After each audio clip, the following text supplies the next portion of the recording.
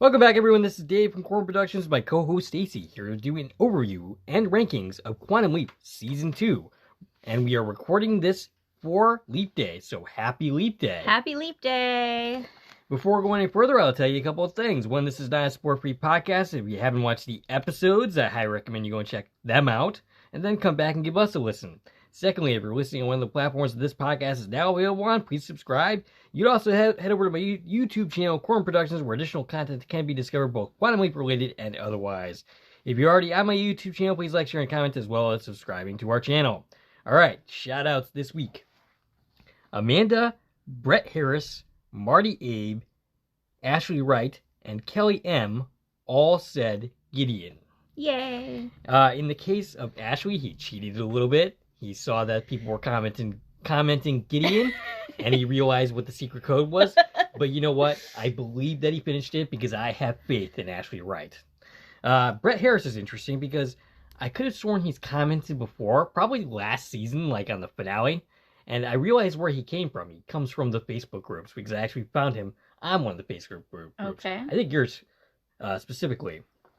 Quantum Leap 2022. Yes. Join that Facebook group if you're not in it. Mm-hmm. Marty Abe says he's hoping and praying for a third season and that we are great and we should keep doing our thing. We are going to keep doing our thing one way or the other. Mm-hmm.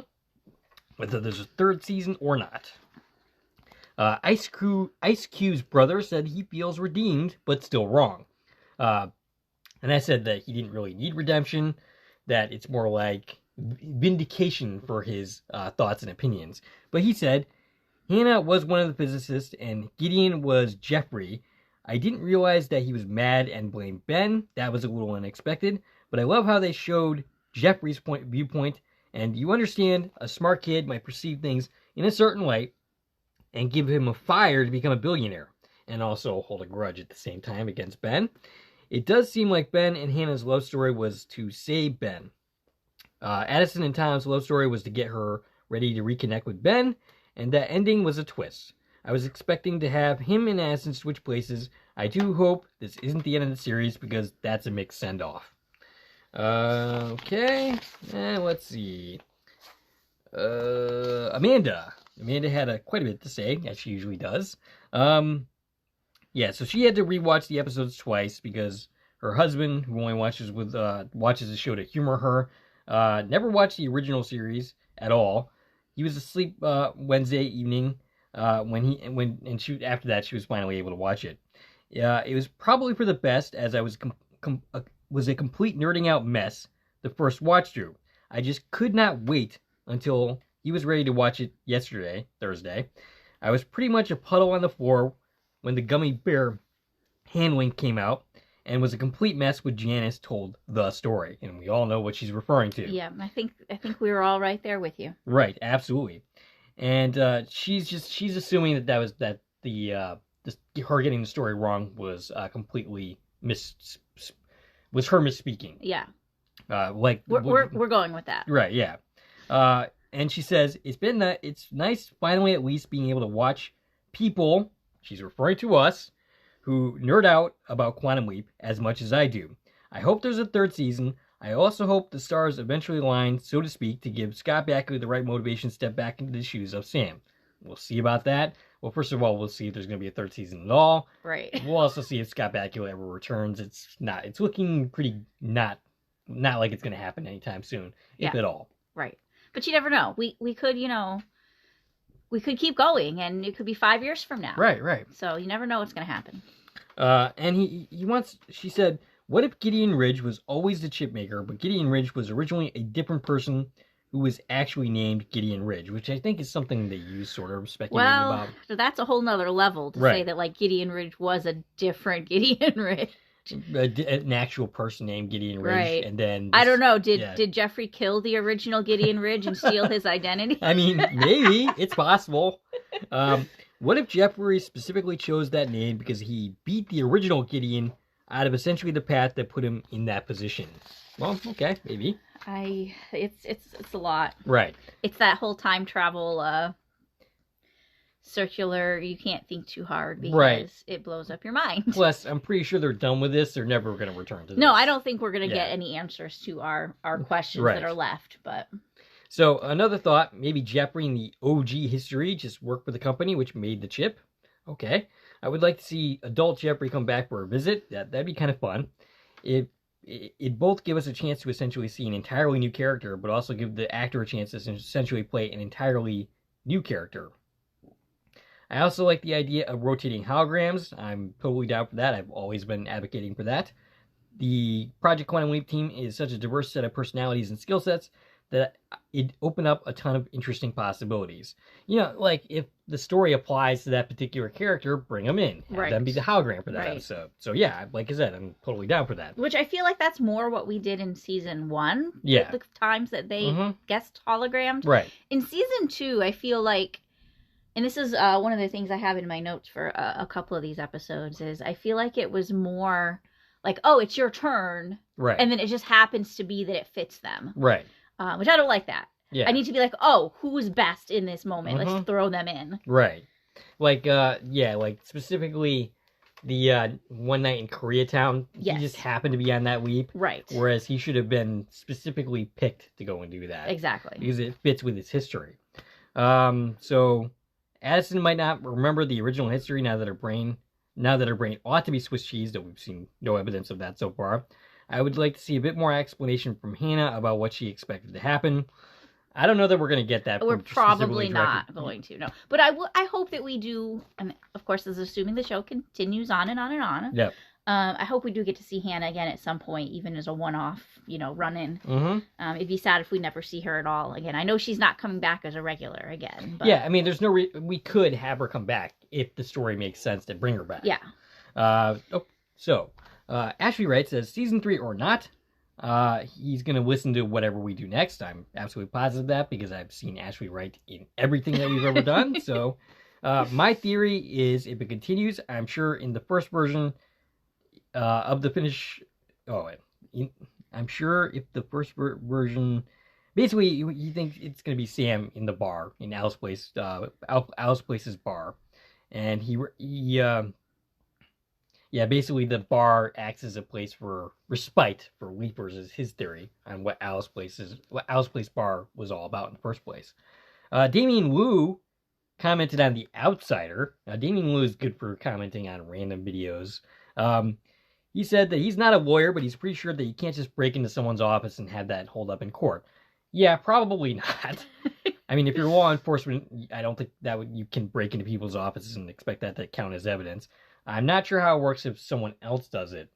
I'm probably thinking that it probably wouldn't hold up regardless. I mean, it wouldn't hold up as evidence, right? Right. But I think once that evidence was revealed, I mean, it kind of just broke the whole situation open, and I think he kind of confessed at that point. Right. I mean, basically, it would hold up in the court of public opinion, yeah, which is what would really matter in the situation. Right. Whether anybody goes to jail or not doesn't really matter. And I think that the brother, what was his name again? Robbie. I think that he was in this whole scenario. He's coming forward as a witness, and just having this document with his name on it, like even though they might have retrieved it illegally, like he can claim ownership of that document since his signature's on it to be like, look, here's the thing I was talking about. All right, and last but not least, we got Kelly M, who had a last-minute comment last night. Just to squeak by in there to get shouted out in this video. So she thought the same thing as you did as far as the 2 episodes. She was confused when suddenly we were in the next episode. She was like, wow, this is really long. And then, oh, okay, we're in the second hour already. She wondered why we didn't get screeners, but Fate's Wide Wheel and Quantum Leap Podcast did. Yeah. Okay. So we can explain that a little better. Right. There were not screeners. Right. Screeners did not come out for the 2 episodes through the NBC screener program that we are a part of. It's not that we were picked on and not given something. Right. It's just that certain people, including Quantum Leap Podcast and Fate's Wide Wheel, and I think a couple other people, were sent direct copies of the episodes from the showrunners. in order to be able to do interviews with them. So they were trying to film these interviews, and that's the reason, obviously, they had to see the episodes before they can discuss them for the interview purposes. So there were no official screeners at all. I know even Brian at Al's Place did not get any advanced copies. So it wasn't just us. Right. Well, in the case of Fate's Wide Wheel and Quantum Leap Podcast, they are the big dogs. Yeah. We're the small fish swimming in the big ocean. Exactly. You know, we talk about being part of the club now that we get screeners. We're part of the club. Yeah. They're like the board of trustees of the club. Exactly. But speaking of the Quantum Leap Podcast, I mean, by the time this airs... It'll have already happened. Yeah, yes. But we are set to appear on the Quantum Leap Podcast in some capacity. We're going to be talking about episodes 1 and 2 of the season. I'm going to work a very long day tomorrow, and then I'm going to come and do that for a couple hours. I don't care. It's worth it. As of the time you are listening to this, Dave's talking about a live broadcast that we're doing with Quantum Leap Podcast. So if you missed that, it happened last night. Yes. If you're listening to this right when we drop it, you can go back and watch that because live broadcasts on YouTube are always accessible later. And they're also having content all day today. All kinds of cool stuff I've heard about. So make sure you check out all of the amazing things they're doing for Leap Day. And we have a small part of that as well. So, we got a little commercial in their big time video, which I think was a cast read-through of... They're doing several different things. And go find it. Well, you just go figure it out for yourself. Because I think they're doing like 512 different projects for Leap Day. Right. So Ben, she doesn't think that Ben ever actually told Hannah that Addison was like Beyonce that he was talking to. His exact words were, "My only link to where I'm from," is what he said to her.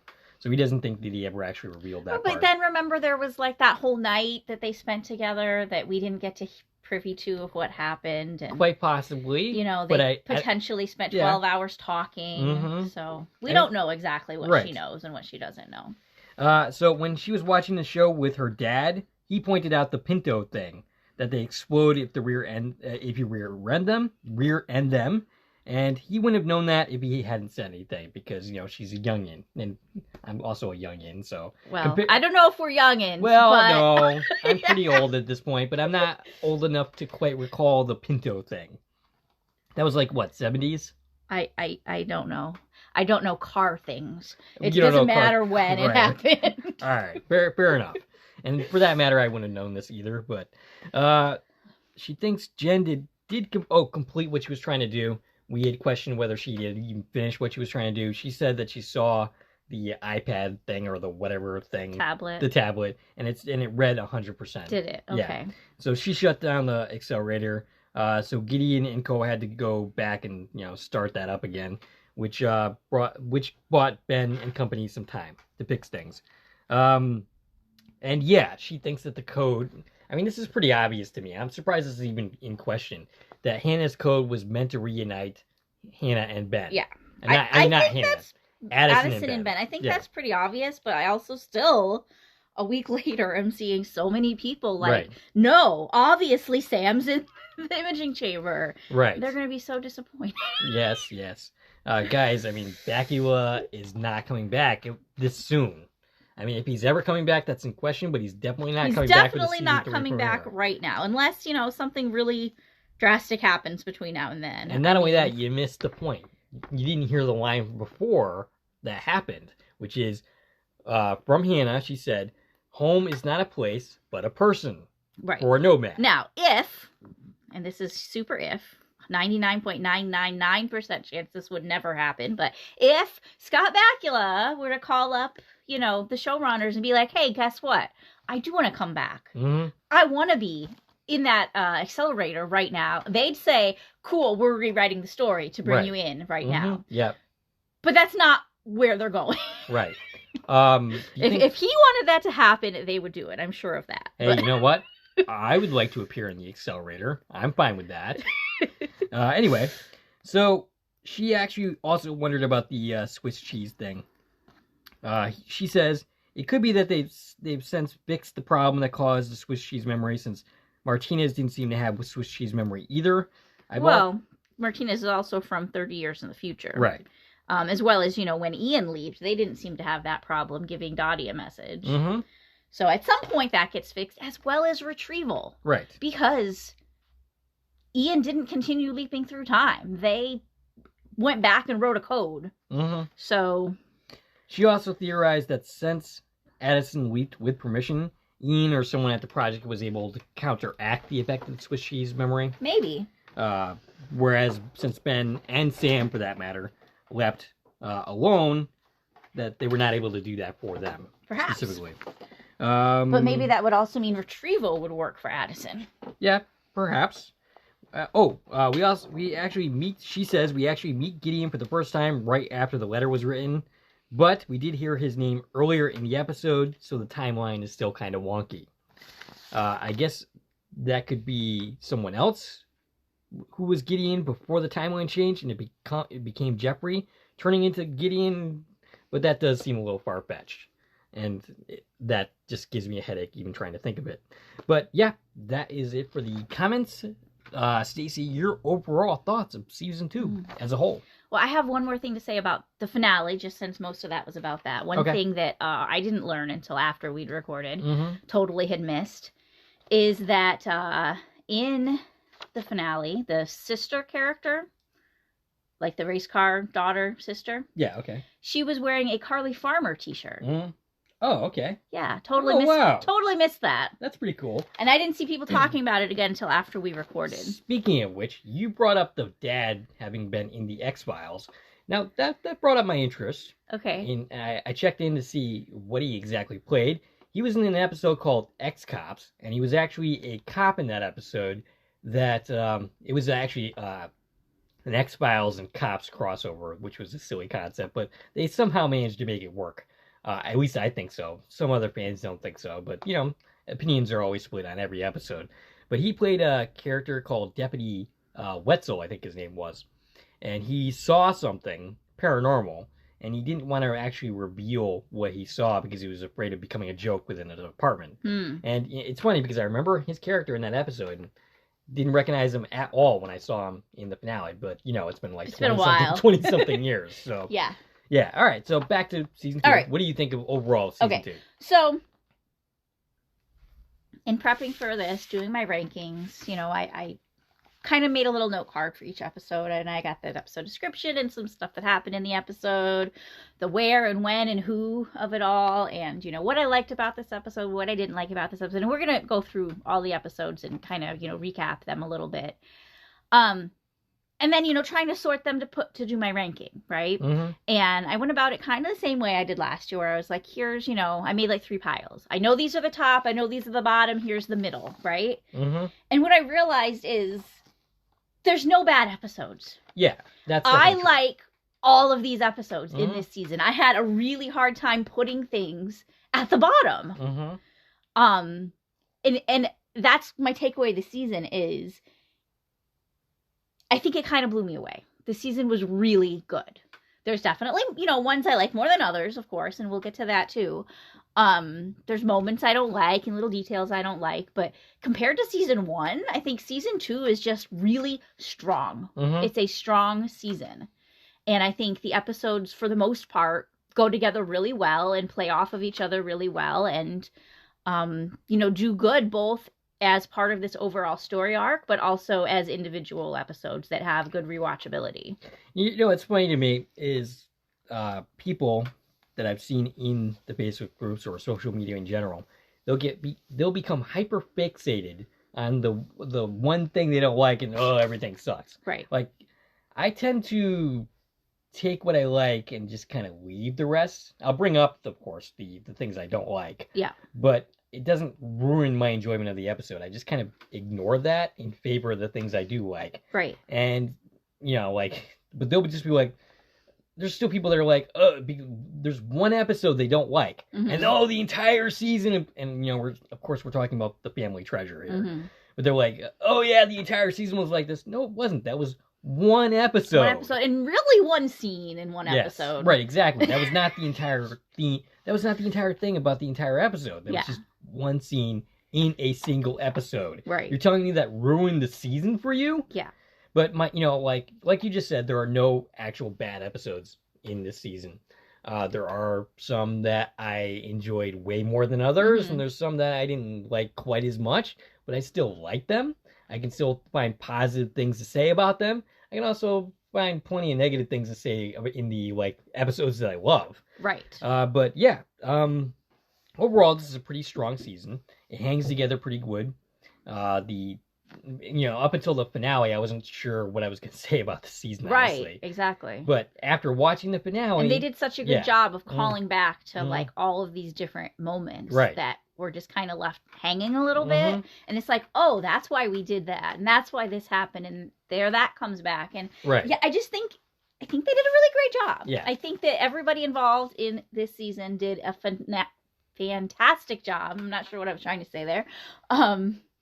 And yeah, You're probably combining words. I was, definitely, but I'm not sure which words they were. My brain was moving faster than my mouth was. I frequently have that problem.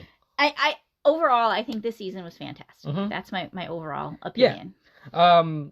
I would say that, I feel like it is in a lot of ways better than season 1. Yeah. In that the story, at the end of the day, was more Quantum Leap-like. It wasn't like a doomsday scenario that season 1 ultimately was. Now, there's, of course, lots of episodes in season 1 I love, and there's definitely episodes in season 1 that I place ahead of certain episodes in season 2. Yeah, absolutely. But if you're looking at the season as a whole, I think we improved in season 2. Absolutely. Which, that's not atypical of how television works. That's pretty much how it usually goes. You get your feet wet in season 1, and then you learn what works and doesn't work. Exactly, what works and doesn't work, and I feel like they listened a lot to feedback they were getting from early season 1. I mean, they didn't have a big gap. They started filming this immediately after they finished filming season 1. So they didn't get all the feedback because, they were already done with a lot of this by the time we finished watching season 1. Right. But I think they took some of that early feedback and really listened, to what people had to say. Yeah. All right, so do you want to go episode by episode and just talk about our general thoughts? Yeah, let's go episode by episode and just kind of recap what the episode was about, especially for everybody who, doesn't spend as much time looking at this as we do and maybe don't remember all the episodes exactly. So we'll just kind of go through them, talk a little bit about each episode, and then once we're done, we will do our rankings. Yes. Okay. All right. So, first episode, the season premiere. This took too long. The episode description reads as follows for that. Ben, while he does have his memories back, does not return home.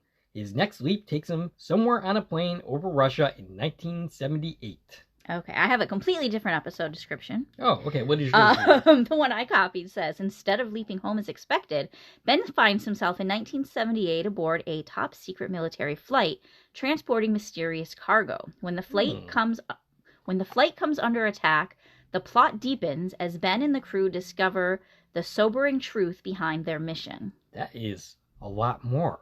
Now, where did you get your episode descriptions? Most of these, definitely this one, came from the screeners. Okay. See, I got mine from Internet Movie Database. Yeah, which I think anybody could have written that. Right. So. Yeah. Sure. Okay. All right. So. A couple of them the screeners didn't have, and I grabbed those from Al's place. Gotcha. Okay. So, any thoughts about that first episode? Okay, so this took too long. Ben leaped into Sergeant Perez. 1978, somewhere over Russia. Now, one thing I really liked is in the beginning of the episode, they gave us this visual on the screen. The 3D image. That said 1978, somewhere over Russia. I liked that. I wish they would have continued doing that. Yes, me too. Now, what I don't like is it wasn't a specific date, but what they were going to give us, they gave us. Here it is. In your face, no doubt about it. Yes. Right. We don't have to rewatch 6 times staring at, every frame to be like, did we miss a date somewhere? Right. Which I had to do in some of these episodes. And, that's just a pet peeve of mine. I want to know the date. So, what's fun about this episode is we have Ben on his own. We don't really see the project much beyond flashbacks. So we have a more focused story. You have more of a story about Ben more than anything else. It was like, here's the leap. Right. And it was 90% here's the leap. Like a classic series episode. Yeah. But even going further that, he doesn't have a hologram. He doesn't have any help. He has to figure it all out on his own. And yet, he still basically gets himself into trouble by talking to himself. Even though he's literally... And in this case, he's literally talking to himself. Yeah. He's not talking to a hologram. He's just like, is anybody there, please? Right. Can you hear me? And he's like, "Oh yeah, I'm praying." Well, aren't you an atheist? Like, Yeah. But I do have that on my positive side of my notes here, is that even though, we didn't get any headquarters stuff, we still got to see everybody in that little flashback. And I felt like that was a nice way to incorporate the cast, even though we weren't putting them in this story. And I feel like it was a great way to kind of dive back into things. Yeah, I agree. Another thing I really loved in this episode was the Saga Cell. We got Deborah Pratt. She did the season 1, episode 1, and she did this one. And it was so nice. And this one even included like lines from the original series Saga Cell, which was perfect. It was perfect. Also, I loved Melissa Roxburgh as a guest star. That was fun to see her. Yes.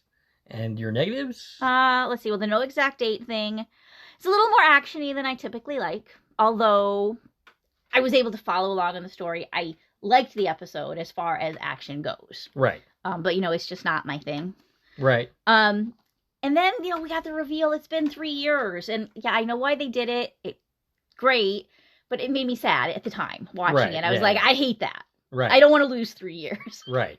So that was just kind of a downer for me in the episode. It was like, what do you mean it's been 3 years? No. Right. But I don't really have a lot of negatives to say about this one. I thought it was overall a pretty decent episode. Yeah, it was pretty decent. It was certainly leaps and bounds ahead of the original premiere from season 1. That's for sure. Which we both put at the very bottom of our season 1 rankings. Okay, so moving on? Yep, moving on. All right. Ben and Teller. While Ben leaps into a bank teller dealing with a hostage situation, Ian gets the others back together, and Addison has moved on after Ben's seeming death. All right, so he's a bank teller in this episode. Is there way more? I have a different one. All right. See. Ben takes on the role of a bank teller in the wrong place at the wrong time during a dangerous armed robbery. Addison, Magic, Ian, and Jen come to terms with a shocking discovery. The team adds a new member. Ah, yes. Okay. Well, that new member is Tom. Yeah. And I remember repeatedly saying, I don't like him. I didn't think I was going to like him throughout the season. I came to sort of like him. I never liked the Addison and Tom relationship. That never happened for me. Yeah. I mean, he always comes off as a decent guy. Throughout the season, we kept expecting him to turn evil or something like that. Right. And that never happened. That never happened. He was a pretty decent guy once it boils all down. And he had, there were reasons he was there. There were some helpful things. But overall, I don't feel like they made us love him. Right. And if they were trying to, they may have failed a little bit in that regard. They were trying real hard, specifically in this episode. Okay, so in this episode, Ben's host is Lorena Chavez. I didn't write it down. I feel like she was 78 years old or something she was crazy old. Like that. Yeah. Like she was past retirement age, but still working. She had a granddaughter that was just born and was excited to meet. And this is one of those episodes where we did get an exact date by looking at the screen. It was on like a planner or something. Okay. And that date was May 9th, 1986. That's right. And they're in Tucson, Arizona. Tucson, Arizona. And I am like 4 or 5 years old at that point. I didn't necessarily love every aspect of this episode, but Ian was a hologram for this episode. Yeah. And, that's always fun when because Ian and Ben have like great chemistry. Right. Like we demonstrated that last season with the Friendly Skies. And like they had not worked together much at that point. And they just had instant chemistry. Remember, at this point, Ben has his memories back. Right. So this is the first time Ben's really like re-seeing best friend Ian. Because when Ian, came into Friendly Skies, Ben was like, Ian? Like, I think I remember you, but I don't really know what I remember. Right. But yeah, I love Ian as the hologram. I think they always do a great job when they're in there. Some good comedy. Yes. And Janet Montgomery was in this episode. Yeah, Janet Montgomery was a great guest star here. Unrecognizable. Yes. She was one of Kevin's love interests from This Is Us, which is a series that I covered that you put me onto. And yeah, I did not recognize her at all. Did not realize who she was until after I looked up her credits. Right. In Internet Movie Database. Yeah. No idea at all who she was. So any thoughts, like positives, negatives for you? One thing that I really like about this episode is that it's one of the more simple stories. Like it's a little bit more relatable. Yeah. it feels more like a classic series episode. Mm-hmm. Because it's not this big, grandiose, giant story, right? Yeah. Even though, not everybody's been involved in a bank heist, still it just feels a little more like, oh, this could happen to anybody. Right. And this is just a day in somebody's life, as opposed to like, oh, it's some big, giant time travel conspiracy. Right. So I like that about it. It's one where you can just kind of watch it in isolation a little bit. And it's you don't need to know anything else. Right. Like, you can just watch this episode. It's one of the few episodes not touched by the mythology of the season. Right. Or of, this series overall. Like, sure, we've got project stuff happening too. Specifically, we have Addison's trying to avoid telling Ben that she's moved on. Right. And then we know Jen and Ian share this secret that we'll, don't know yet, is this chip. There's some discussions about that, but we don't know what they're talking about. So it's there. Yeah. But it's not there enough that it's like going to impact you being able to watch this and enjoy the Leap story. Makes sense. We also got a call back to Turtle Time in this episode. That was a fun moment, when they were trying to get the whole gang back together. I loved those scenes. From Judgment Day that we also used in our podcast for that episode. And of course that we got an exact date was a positive. On my negative side, I didn't like that Addison moved on. This is when we learned that, right? And that was like, boo, no, bad. You're a horrible person, Addison. That's where we were when we first heard that. I mean, I said throughout, I said specifically in the finale podcast that this arc really did Addison no favors whatsoever. I mean, the character, like, it didn't really help her character at all this season. The one thing I did like, though, is towards the end of the episode when Ben is learning this news, and he isn't told, but he just knows. There's this beautiful moment where Ray did this really, really great job. He has 2 lines. They're the exact same lines, and he fills both of those lines with just so much. Yeah. Like, there's so much communicated. That was great. Yeah. There's definitely a lot of moments like that in this episode between Ian and Ben and Ben and Addison, and there's a lot of that real subtleties here, which is great. One thing that kind of took me out of this story a little bit is the fact that when Ben was like kicking through that wall in the closet, he didn't seem to have the limitations of his host. Right. We did talk about that. It just feels like an inconsistency to the story that they're trying to tell. But you did mention that was clarified in an interview by one of the writers. It was clarified in an interview, but you shouldn't have to watch an interview to understand what they're saying about it. I mean, that's fair enough. Right? Yeah. Like, in the moment, it feels like we're being wishy-washy again about how this works. Right. It feels like we're saying, oh, he's there so he can do it. Right. But no, that's not the position we're taking. And and I forget who it was that was being interviewed, one of the writers or producers or somebody, and they had said, yeah, well, because Ben forgot that his host doesn't know how to do this. It's more about mindset than physical abilities. And, she probably would have been sore after that fact. I mean, I sort of buy that to a point. I get it, but it just kind of feels like they forgot for a minute that they're taking the stance of Ben has their physical attributes. Now, as far as I'm aware, that's the only time that really happens throughout the season. I think so. It's like the only time attention's brought to it anyways. I feel like every other time attention's been brought to something, it's been brought to the fact that you can do these things because your host can. Or you kind of can't because your host can't. Like, your host walks with a limp. Yeah, you're walking with a limp. You can't run. And I feel like this is just really an anomaly to that. Right. All right. Anything else about this episode? Nope. Oh, we're moving through this pretty quickly. Moving through it. Yeah, all right. We're maybe doing a little better job of all of this than we were a year ago. Okay, so closure encounters. I'm going to read my episode description. You probably have a better one, but... Okay, we'll see. Now a government agent, Ben investigates unexplained extraterrestrial activity. I think I managed to say that better when I was doing this original podcast, but... Okay, your episode description? Well, I have that as my first sentence. Oh, okay. And then it continues to say, after a mysterious incident in New Mexico, 2 young girls' lives are on the line. Ben meets Hannah Carson. Eliza Taylor joins the cast, who may be more than she appears. Yep.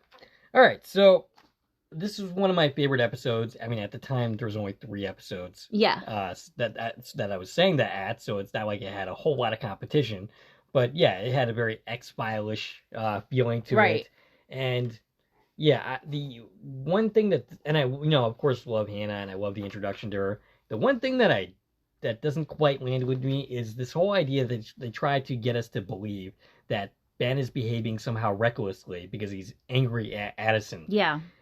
That's never really convincing within the episode. Mm-hmm. Like where she says, "Oh, Ben, you're behaving recklessly." I'm like, what are you talking about? This is par for the course. He's doing what he needs to do to complete the mission. So that was a weakness for me as far as I was concerned. But all in all, an enjoyable episode. Okay. So Ben is Agent Robert Cook. It's 1949. The main action of the episode takes place in Starlight, New Mexico. They didn't name the actual place he leaped into. We know he had to travel from there to Starlight. Which was another thing. Like, why is he leaping here as opposed to just... That was silly. Yeah. And the whole thing was to give us this kind of tease that, oh, look, we're UFOs. And no, this episode wasn't really about UFOs very much. Oh, also in this episode, like, we have Addison sitting in a car, like, for this ride from here to Starlight. And it's like, why is she sitting in the car with him right now? She doesn't need to be doing this. Right. And it was like, the whole thing was like, oh, awkward silence. Right. So leave. Yes. I mean, that's the thing about Addison's presence in this season, is oftentimes I'm like, why is Addison here right now? Like, Addison has nothing to communicate. She's just there for no reason at all. Why is she here right now? Yeah, I see that. Yeah. So I'm going to start with my negatives on this one. It's just not what I wanted from a story where they told us, hey, look, UFOs, we're searching for UFOs, and maybe there's aliens, and we're giving you this teaser of, Ben naked on a tray, like, in a morgue or something. Yeah. It just wasn't the story I wanted. Mm-hmm. So I was disappointed with the episode. Gotcha. For that fact. Because I was like, if we're doing like UFOs, this isn't it, right? Yeah. Like, I feel like we were misled a little bit into what to expect from this episode. I feel like they really missed an opportunity to mention Max Stoddard. Yes. To give us an original series reference. No exact date. Mm-hmm. That makes me sad, but we did get a year. I have no date on my list twice. That's funny. You must have really thought that was a real negative in that episode. That made you so mad that you wrote it twice. I did write it twice. And so it's been a while since we watched this episode, right? And I just found myself writing these notes, and I literally put this in my worst column, is I just feel like the actual story about the two girls and the car accident, it was a little forgettable. Mm-hmm. I'm sitting here going, now what happened in this episode? I don't even remember. Right. So that's a negative, right? If you can't remember the stuff from the episode, it was a little forgettable and a little not great for me. Now, I do like that we used the name Starlight. Yes. That was a fun reference. Yep. A reference to the episode about Max. Right. Which should have been mentioned. Starlight, Starbright, which Starbright being the project name. So of Sam's first project. And then here we're saying, oh, this is in Starlight, New Mexico. So it really feels like we should have tied in to Starlight, Starbright. We should have. Absolutely. Just a little reference somewhere. It's all we needed. The way we had that reference in Atlantis. Right. To Samantha Stratton. Yep. Where, it's never even brought attention to, but it's there. Yeah. For those crazy people like us that care. I wanted at least a reference like that. Right. And we didn't get it, other than, the fact that this place is called Starlight. Mm-hmm. They mentioned Area 51, like that was cool. Yeah. To talk about that. And first appearance of Hannah, of course, I got to put that in the positives because I love Hannah, love Eliza Taylor. So I thought that was great. Everything with her was great. Addison, I felt like was actually helpful during that whole plan where Ben's drugged. And she's actually observing things that he can't see so that they have information. Like, I thought that was really cool that she kind of stepped it up for that plan and actually did something for a change. Yeah, it's... So, Ben at the end of this episode talks about how, dealing and talking about your anger is the only path forward. And I feel like in the very next episode, they completely contradict that. Yeah.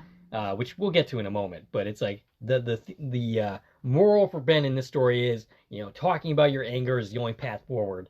And then in the next episode, he's doing the complete opposite and saying the completely different thing. Yeah, well, he was processing his emotions. Yeah, I got that. Happens when you're processing. You kind of, you don't always listen to yourself, right? Yeah, okay. Yeah, I when mean, you're in your emotions. yes, when you're all up in your feelings. Yeah, yeah. Okay. So anything else about that episode? That's all I got. All right. Lonely Hearts Club. As a Hollywood agent in 2000, Ben tries to keep a fading Hollywood actor from dying. Okay. The description I have is Ben leaps into the body of an ambitious Hollywood assistant whose famous client, Neil Russell, is in danger. As Ben realizes that Neil's circumstances may shed light on his own, his working relationship with Addison reaches an inflection point. So, Tim Matheson was Yes. the guest star in this episode. I knew him from The West Wing. He's been in many other things. He's been, he's a great character actor. Like I think he was in Animal House a long time ago with Jim Belushi. But yeah, so he was really great in this episode. Yeah. I thought this episode was overall fun. I think they did a better job, like with the whole Ben part of this, like where they were trying to like tie what he was doing psychologically to what happened to him in regards to Addison. Right. I think they did a better job with that in this episode versus what they did in the previous Absolutely. episode. It was way more convincing. Yeah. And just an all fun episode. So Ben is Summer Walsh, and it is April 4th, 2000. We're in Los Angeles.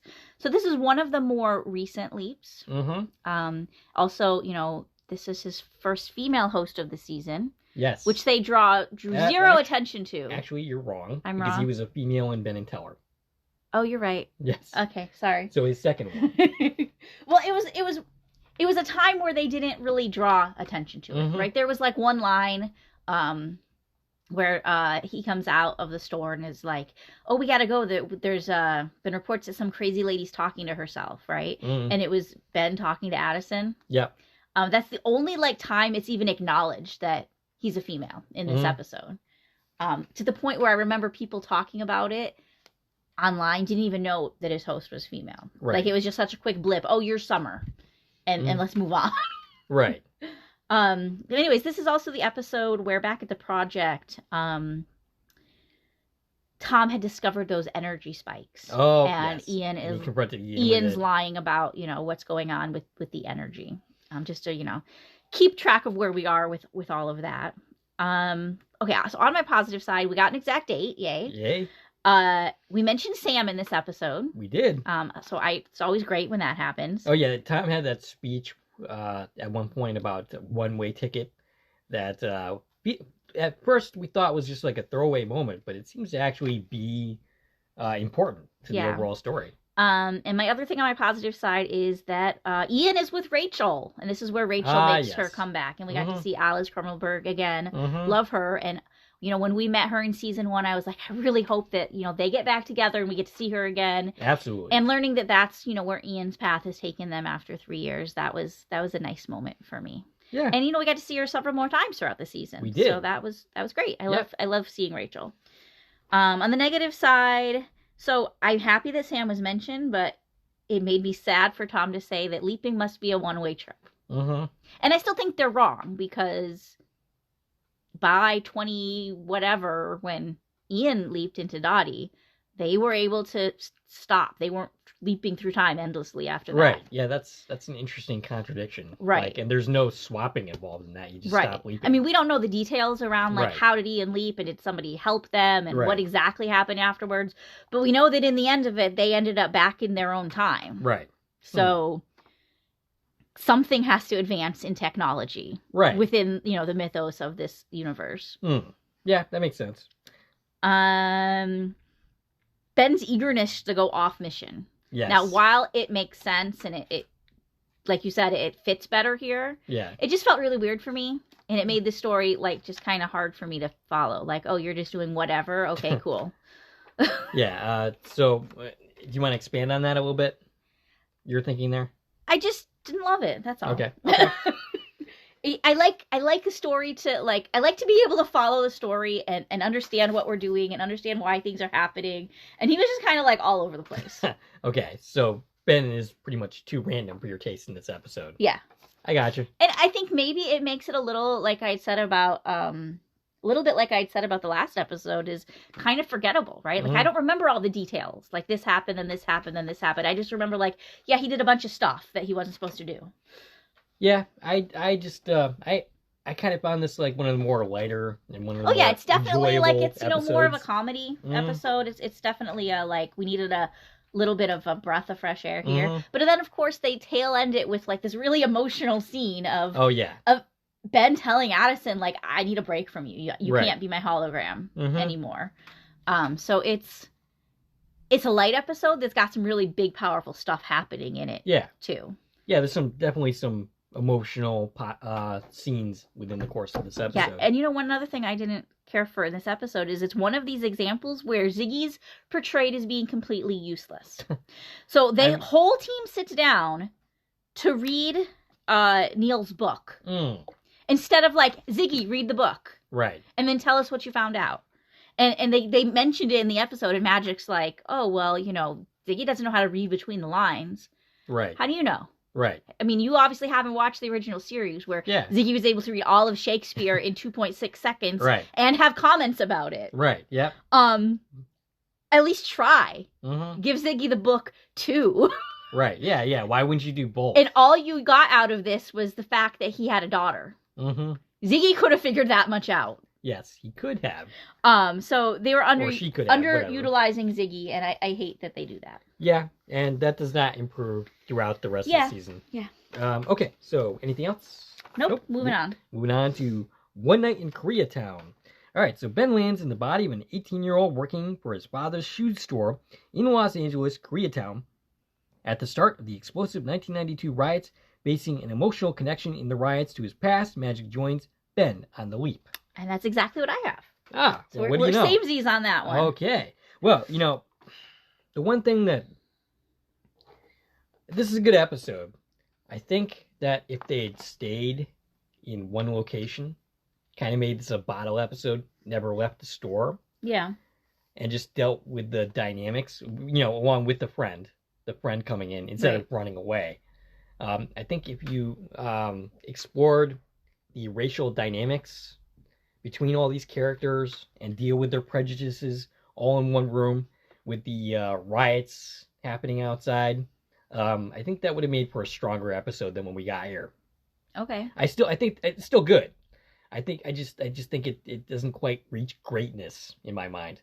Another thing that I remember in this episode that really annoyed me is there was a scene between Asin and Ian, like this heart-to-heart, that shouldn't be there. Oh, they love their heart-to-hearts. Yes. Like, this is Magic's story. This scene should not exist. I don't remember specifically which heart-to-heart that was. Well, they were like, oh, we're gonna get Ben home. What is this doing here? Like, this is more time that we could use. It took you away from the story of the week. Yeah, the leap and Magic's story. Yeah. And Magic... I feel like there was a lot of moments like that. That, you know, throughout both seasons that were like, this is unnecessary right now. Yeah. But... And, you know, Magic's side of the story, this is where we see Beth for the first time this season. Yeah, it's in this episode that we learn that Magic's in a relationship with Beth. It's also where we learn that he's an alcoholic. Right. And has been fighting alcoholism. That was the other thing, is like, that seemed out of nowhere. Like, all of a sudden, we're giving Magic a drinking problem. Yeah. Which, you know, if they had hinted at a little bit earlier in the season, I would have been okay with, but this is just completely out of the blue. Suddenly, Magic has had a drinking problem for the last 3 years. So, I mean, they used it to good effect here, but still, it's just out of the blue. Yeah. And I did think that speech from Magic to, I think it was Beth talking, or no, it was to Jen. He was talking about his past and, you know, his he was involved in some kind of riots as well, and which is true of Ernie. Yes, that's right. This was a real story for him. That he was actually present during. I forget where, somewhere. The Watts. I don't think it was. It wasn't Watts. It was Philadelphia or somewhere. Detroit. I don't remember. Those were strong. But go back and listen to our podcast because we talk about it there. Yeah. Where we actually knew what we were talking about. That was also strong stuff involved in this episode. I just think that there were some things that took away from this episode that prevented it from reaching total greatness in my mind. Okay. So Ben is Daniel Park. It's April 29th, 1992. We're in Koreatown, Los Angeles. Got a date. Yes, we Love did. that.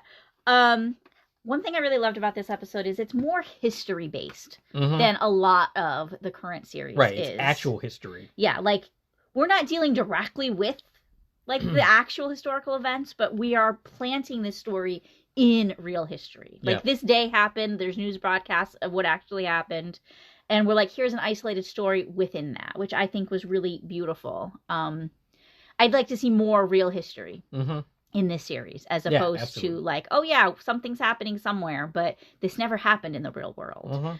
I like that we're a little more grounded in real life history in this episode than we typically tend to be. Okay. I really loved Magic as the Observer. I think this was definitely a beautiful place for him to do absolutely. that. But then on my negative side is what we were already talking about, is he was already decided he was going to be the hologram before they even found Ben. It would have just been so much more effective if they had chosen like, hey, Magic, you're up. Right. Like, you're needed in there right now. You're the one who's going to be able to help him through this. So I feel like that was just kind of, and it's not the first time. I mean, it is the first time, I think, but it's not the last time it'll happen in this season, where it feels like, oh, it's your turn, and then it just so happens that it makes sense for you to be there. I think if they had done that the other way around, it would have just been a lot more beautiful. I really love the moment where Ben speaks Korean, right? Yeah. And his host doesn't. That was lovely. It was so funny. It was touching and beautiful, and then it was this humor added on top of it. Right. Yeah. And I remember seeing something on social that, this was Raymond Lee's mother doesn't speak English. Okay.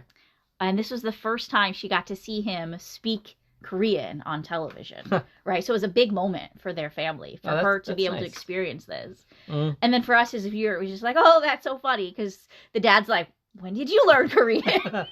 Yeah. And Ben thinks he's just being like, it's like, this is perfect, right? I'm communicating in their native language, and I'm connecting, as this person, and I really feel connected to them. And then it's like, well, wait, you're not. He totally missed the message, right? Because he was just like on what? Right. Yeah. And I love that. That was funny to be able to add a little bit of humor to this really kind of heavier story. Yeah, that was a great moment. Yeah, and of course, Beth. You gotta love Beth. Yep. Susan Dial returning the role, and she will at least one more time this season, I think. I want to say 2 more times. 2 more times? I think there was another one in there somewhere. Okay, I don't quite remember, but like she came to the project another time, I think. Okay. Maybe. All right. I don't know. I could be making that up. All right. Anything else to say before moving on? Nope. All right. Moving on to episode 6. Secret History. Ben must find a formula hidden by Albert Einstein that holds the key to nuclear energy before the Nazis get it. I love this episode. This is a great episode. It was the best use of Tom in the season.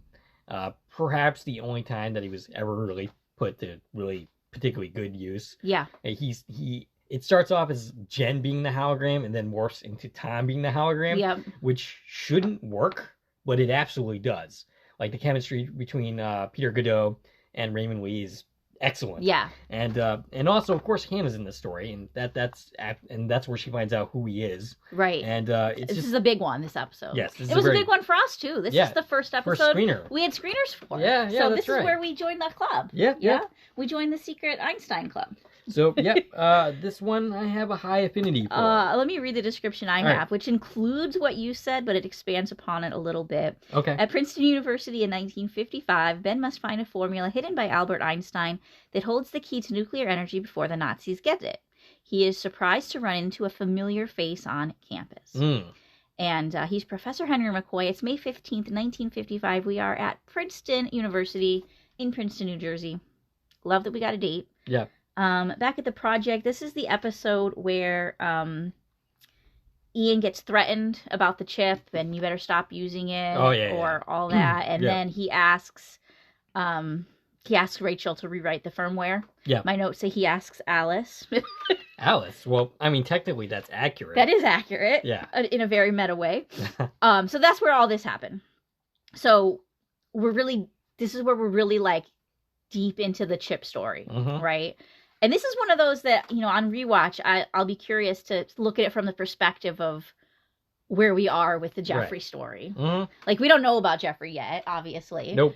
He doesn't exist yet, far as we know. I think we meet an associate of... right. We meet boss. someone else that works at the company. Yeah. And And I don't think that person actually is one of the people that came back in the last couple episodes. You know what? I checked the credits. I thought that there was a girl that looked similar to her, but it isn't her. It's not the same actress. She does not come back. So this is where,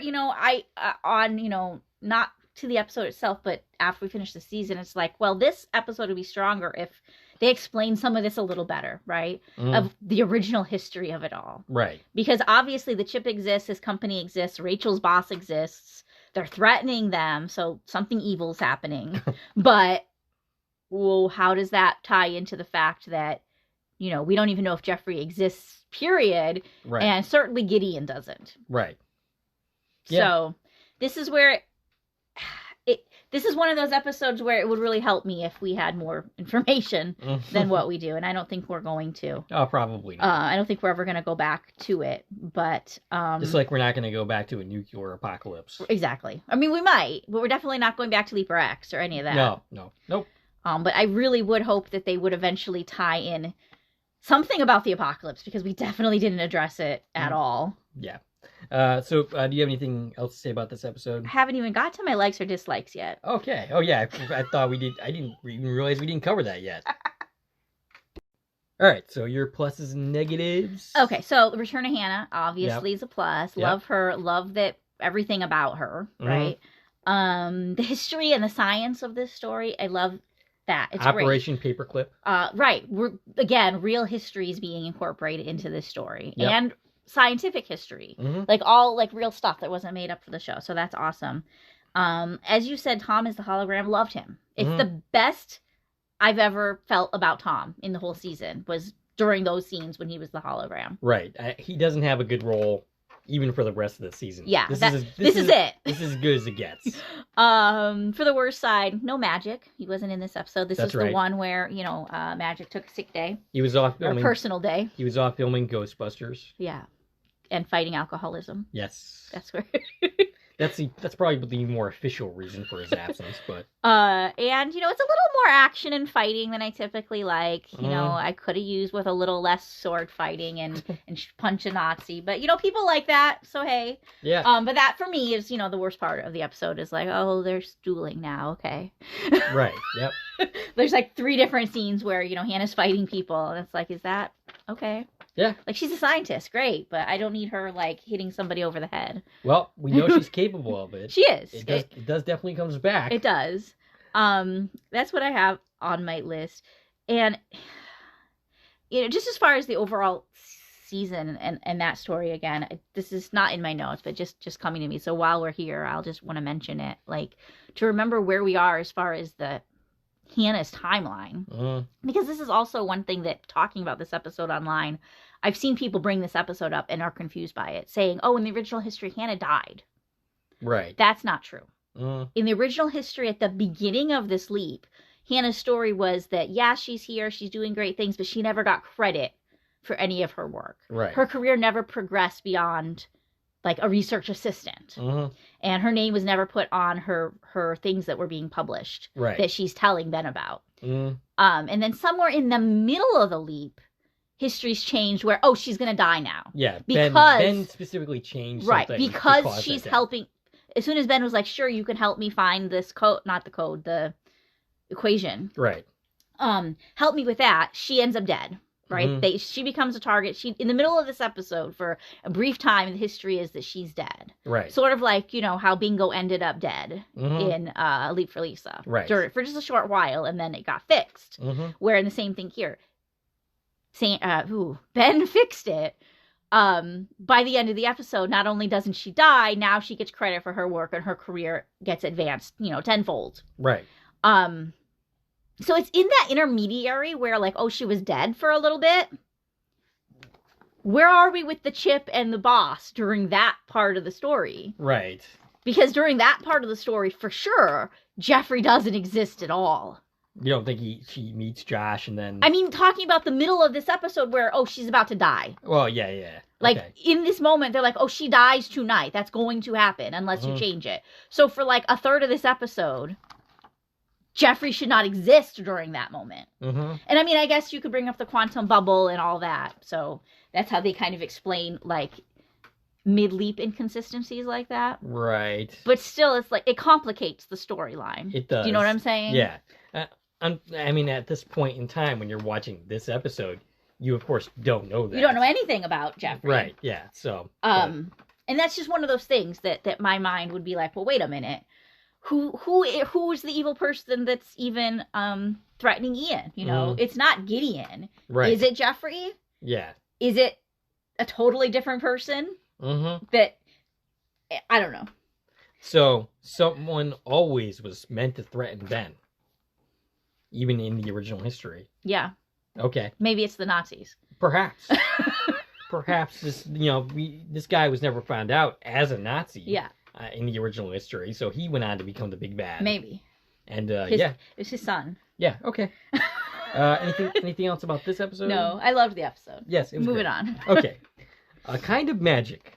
Ben leaps back to 1692, and is soon suspected of being a witch. Well, don't you hate it when that happens? I know, right? All right. Description I have reads, Ben leaps back to 1692, the farthest he's ever been, where he finds himself on trial for practicing witchcraft. With limited records online, the team must race to save him before he's put to death. Now, this was something of a not popular episode. Yeah, this is the one that most people who I've seen have pretty low opinions of. And I'm one of them. I mean, I don't hate the episode. Most of them didn't like it because they didn't use real history. Yeah. I don't really care about that. I just kind of wish they had done more with this setting.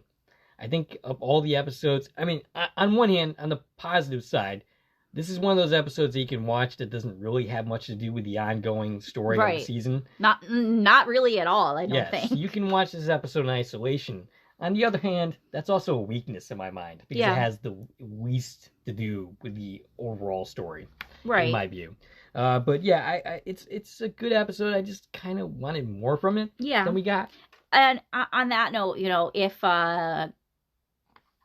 God, fate, time, whatever, the accelerator. I don't want to hear that. Has put, this whole season is about, putting Ben in Hannah's path. Yeah. What's this leap about? Right. Why was he sent here? Right. Like, what are we doing here? If we're talking about, this isn't random leaps this season. Like, first season wasn't random. It was all programmed, right? Right. Second season is, well, we don't know what's doing it, but there's a purpose. And the end purpose is to get Addison out there, I guess, right? So what is this leap? Why are we here? What's this got to do with anything at all? Absolutely nothing. So how did he get there? I guess you could look at it that way. And there being, of course, 1692, we're in Middletown, Massachusetts, which is a fictional town. His host is Elizabeth Bleecker. So I was excited going into this episode. Yes. Because witches, Salem, yay! They misled us, letting us think this is about Salem. It's not. But for me, that's what kind of saved it a little bit. Right. If they gave us this exact story and said, hey, look, this is Salem, 1692, I would have jumped right on that bandwagon with most people and say, no, this is not historically accurate at all. It did save it for me, though, a little bit. And it allowed me to kind of step out of history and be like, okay, well, they're not saying it's Salem. They're saying it's this fictional place. So because it's a fictional place, I'm okay with it being a completely fictitious history. And, we're not looking at this as a history episode. We're just looking at this as a fun, quirky episode. So that was okay for me, that it was just kind of a fun visit to an outlier in time. I loved some of the characters, the setting, like, it was fun, right? No historical accuracy whatsoever. I would have liked to have seen that type of episode. Right. But that's not what this is. So, forget that that's what we're looking for. I'm okay with what we got. Right. As a different thing, you know. There was callbacks to A Single Drop of Rain. I liked that. Yep. Whenever, I can make this kind of assimilation of something happening in the original series. And we got to see both Ian and Jen as the holograms.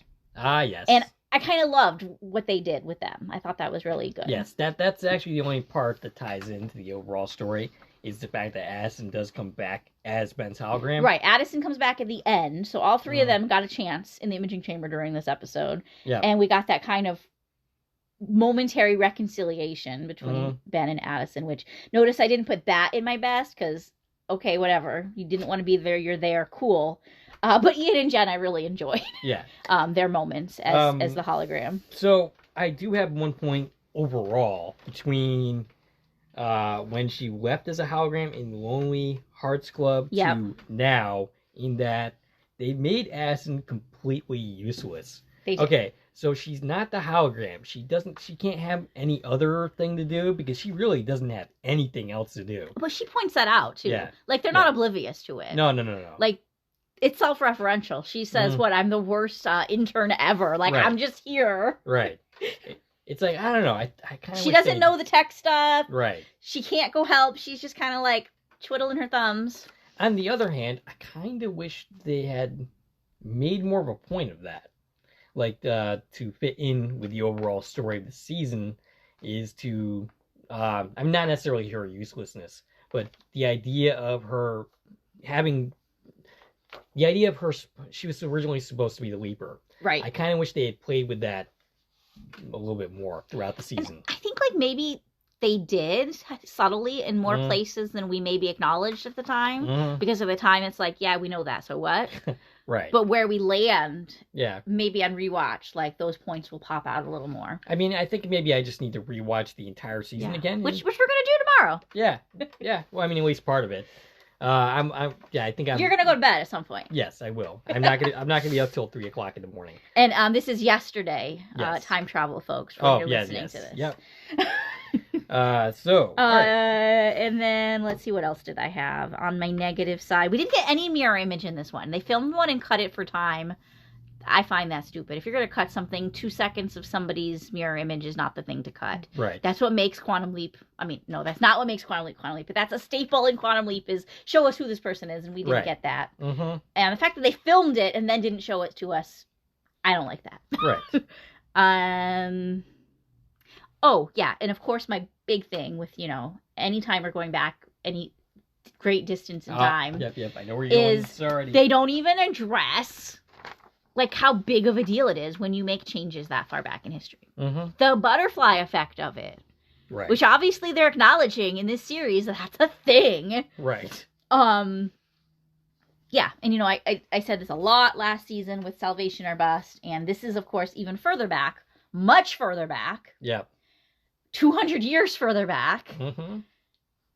It's going to have huge ramifications. People lived that were supposed to die. Yes. And I don't think anybody died that was supposed to live in this case, but well, when different people are alive 400 years ago, it affects our current day a lot. Actually, weren't the 3 ladies put to death?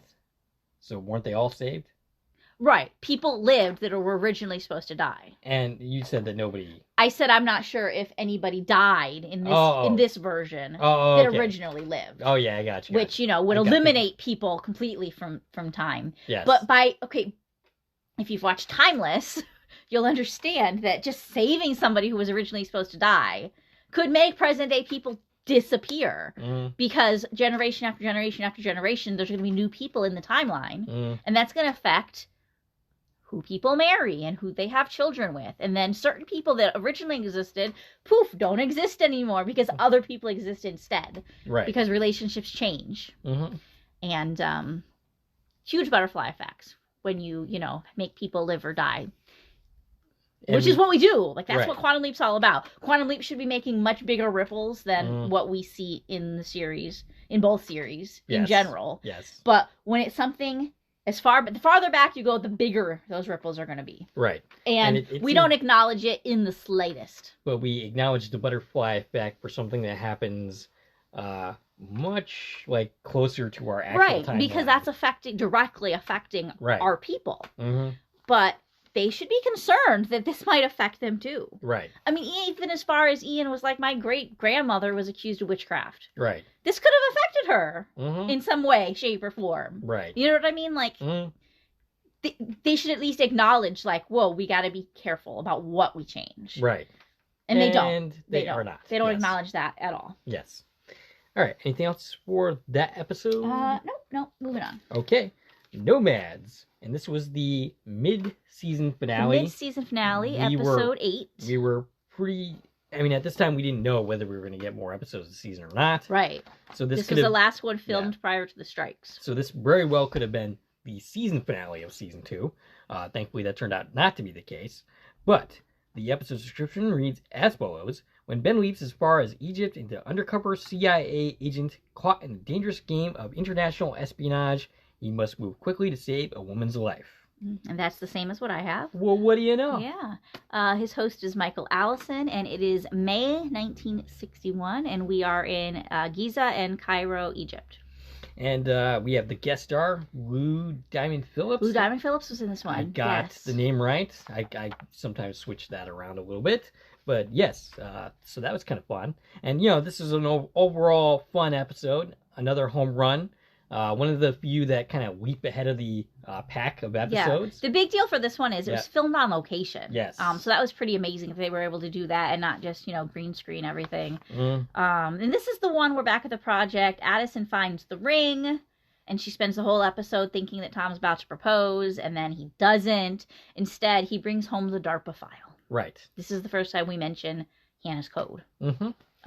As far as we found this DARPA file, and we may have a way to bring Ben home. And given the fact that where we went with the storyline, I kind of wish they didn't do the whole proposal thing at all. Yeah, I've said plenty about that in the last few weeks. We did. This is where that starts, when she finds the ring, looking for caraway seeds in a kitchen drawer.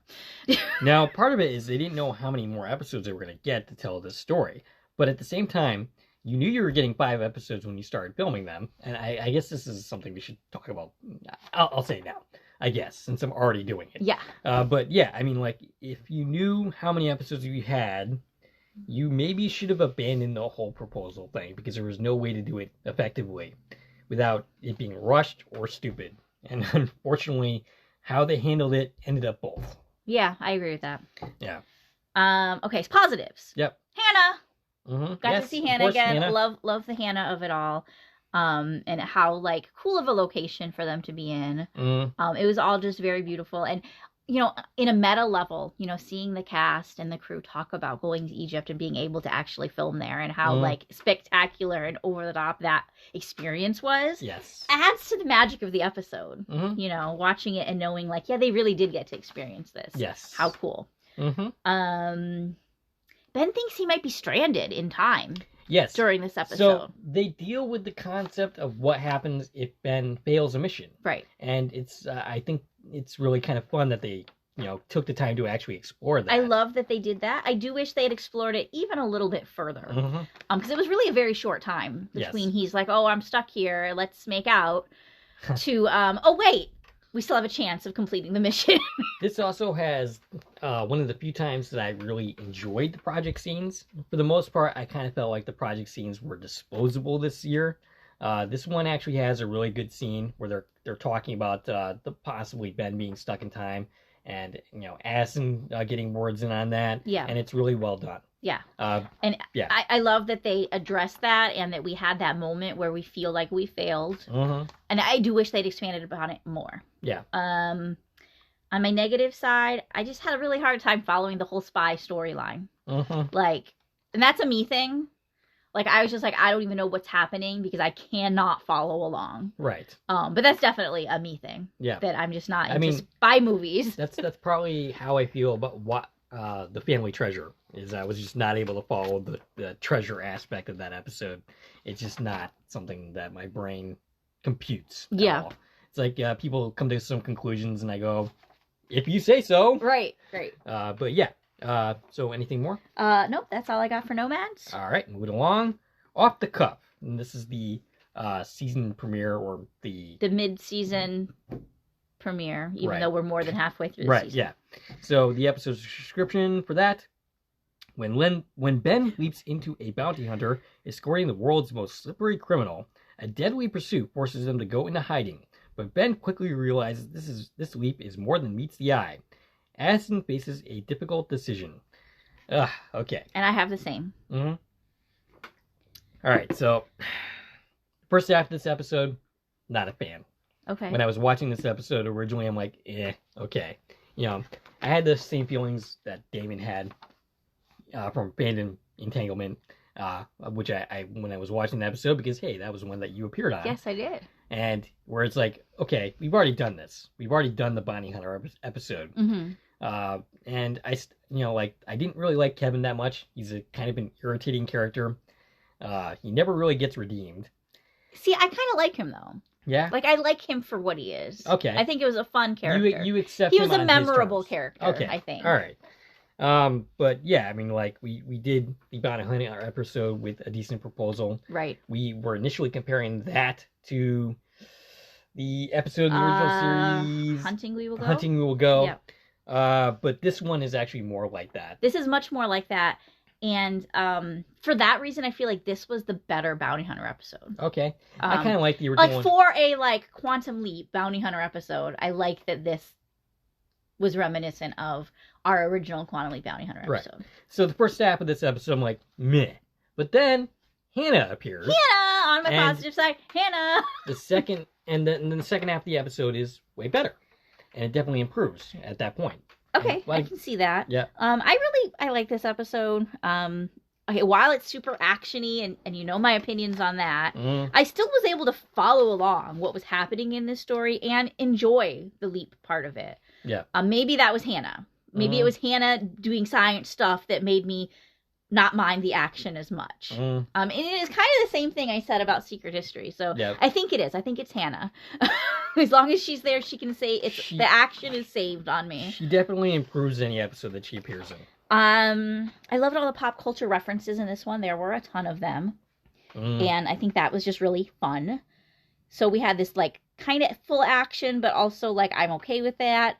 And it was a fun kind of story, let's trap the criminals in the basement, electrocute them, and whatever. The diamonds are in the dolls. There's a lot of over the top stuff here. Very Home Alone. Yeah, a lot of over the top, big ideas, but I felt like it was fun the way they executed it all. This is also, of course, where we learn about Hannah's family. Yeah. And this is the episode where Tom and Addison get engaged. And that's what I have in my negative column is the engagement, because at this point, I don't care. Yeah, not only that, but the way that it plays out for the rest of the season, this gets tainted. Yeah. It really gets damaged by what happens after, and the way they deal with that story. This is, of course, where you meet Jeffrey, who, of course, is really important to the rest of the season story. Yeah. So this episode becomes more important. It does. By the season finale. And I love the scene that they filmed while filming this episode for the finale. Which was just a different angle of that same scene where Hannah is trying to get all cozy with Ben, and Jeffrey walks in. And we get to see that scene in the finale from Jeffrey's perspective with the actor playing Nick Peterson in the scene, and I love that. So even though that's not in this episode, you can kind of say that's part of this, right? That's part of this leap, and I love that we had that type of a callback. And I think that was great. All right. Anything else? Now, you know what? I feel like the way I'm done with the episode, but just on that notion, I feel like the way they did that in this finale, where we got these kind of flashbacks, I feel like they did it better than they did it in the season 1 finale, Judgment Day, where they went and revisited 3 prior leaps. Yeah, I feel like it was done better in this case, where we're just seeing it in flashback, even though we got new footage. Yeah. I feel like this was it flowed a little better. It made more sense than what they did in Judgment Day. Yeah. I got you. All right, moving on. The Family Treasure. The Family Treasure, episode 10. Ben leaps into one of 3 sisters looking for the treasure their father died trying to find. Okay. I have when Ben leaps into a... No, that's last episode. So I didn't actually paste the description, so never mind. Okay, so that's all you got. Whoa. All right, so, all right, the treasure hunt aspect of the episode doesn't do much for me because, I can't follow along. Okay, I didn't have that problem. Okay. I was okay with the treasure hunt. The family dynamics was what interested me throughout the episode, and is in fact what the actual point of the episode was. So that was pretty good. The project side of this story, awful. Okay. I mean, not the Gideon part of it. That's okay. But this is where the flip-flopping of the whole engagement thing is at its worst. This is where, Tom and Addison announced they're getting married today. Yeah. Then Tom and Addison delay the wedding, and then they need time and space, and they're breaking up. Yes, and then that sticks. They break up. Yeah. And that's the end of that. It's like, why make such a big deal of this? This is where you're going to go with it. I mean, the whole thing was as Addison's Super learning how to, like, take control of her life and yada yada. But I hated the way they did it. I like the theme. They did not handle it very well. Yeah. Like, it's a good idea. I agree with that. They didn't do it well. Okay, so that happens. This is the episode where Ben sends the letter. Yes. Of course, a super big moment. And we meet Gideon Ridge. Yes. And this is the episode I said I had to rewatch to see how those events played out. And did you? I did. The letter was written before we met Gideon. All right. But you had somebody in our shout-out say that the name Gideon was actually mentioned before we met Gideon. Yep. And I don't remember that.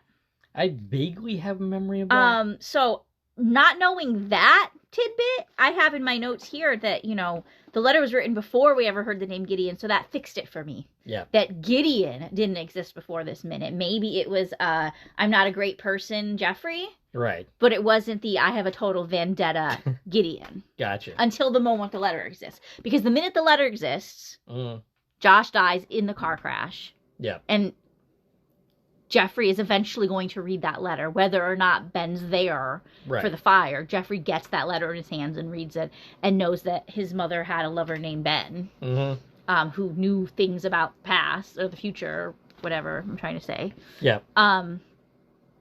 So he had a reason to change his name. Right. Even though he didn't have the stock tips yet. But now I feel like I gotta go back and watch the whole thing. Because I didn't watch the whole thing. I just watched the end to see the order of those scenes. I feel like Kelly's right. I think it was. I remember there were mentions of Gideon Ridge, but I feel like that was in the next episode where they're talking about Gideon Ridge. Yeah, I'm not sure.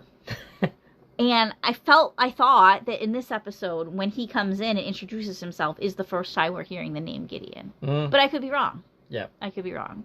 And if, in fact, they did call him Gideon, I mean, I know they were talking about him earlier in the episode, but I didn't feel like they said the word Gideon until this scene. And if that's wrong and they did say it earlier, then yeah, that still doesn't make sense. Why would Jeffrey have changed his name? Right. Before the letter existed. So that's a little bit of a quantum problem for me. But anyways, the episode itself, forgetting all that, because this just happens to be where that falls, right?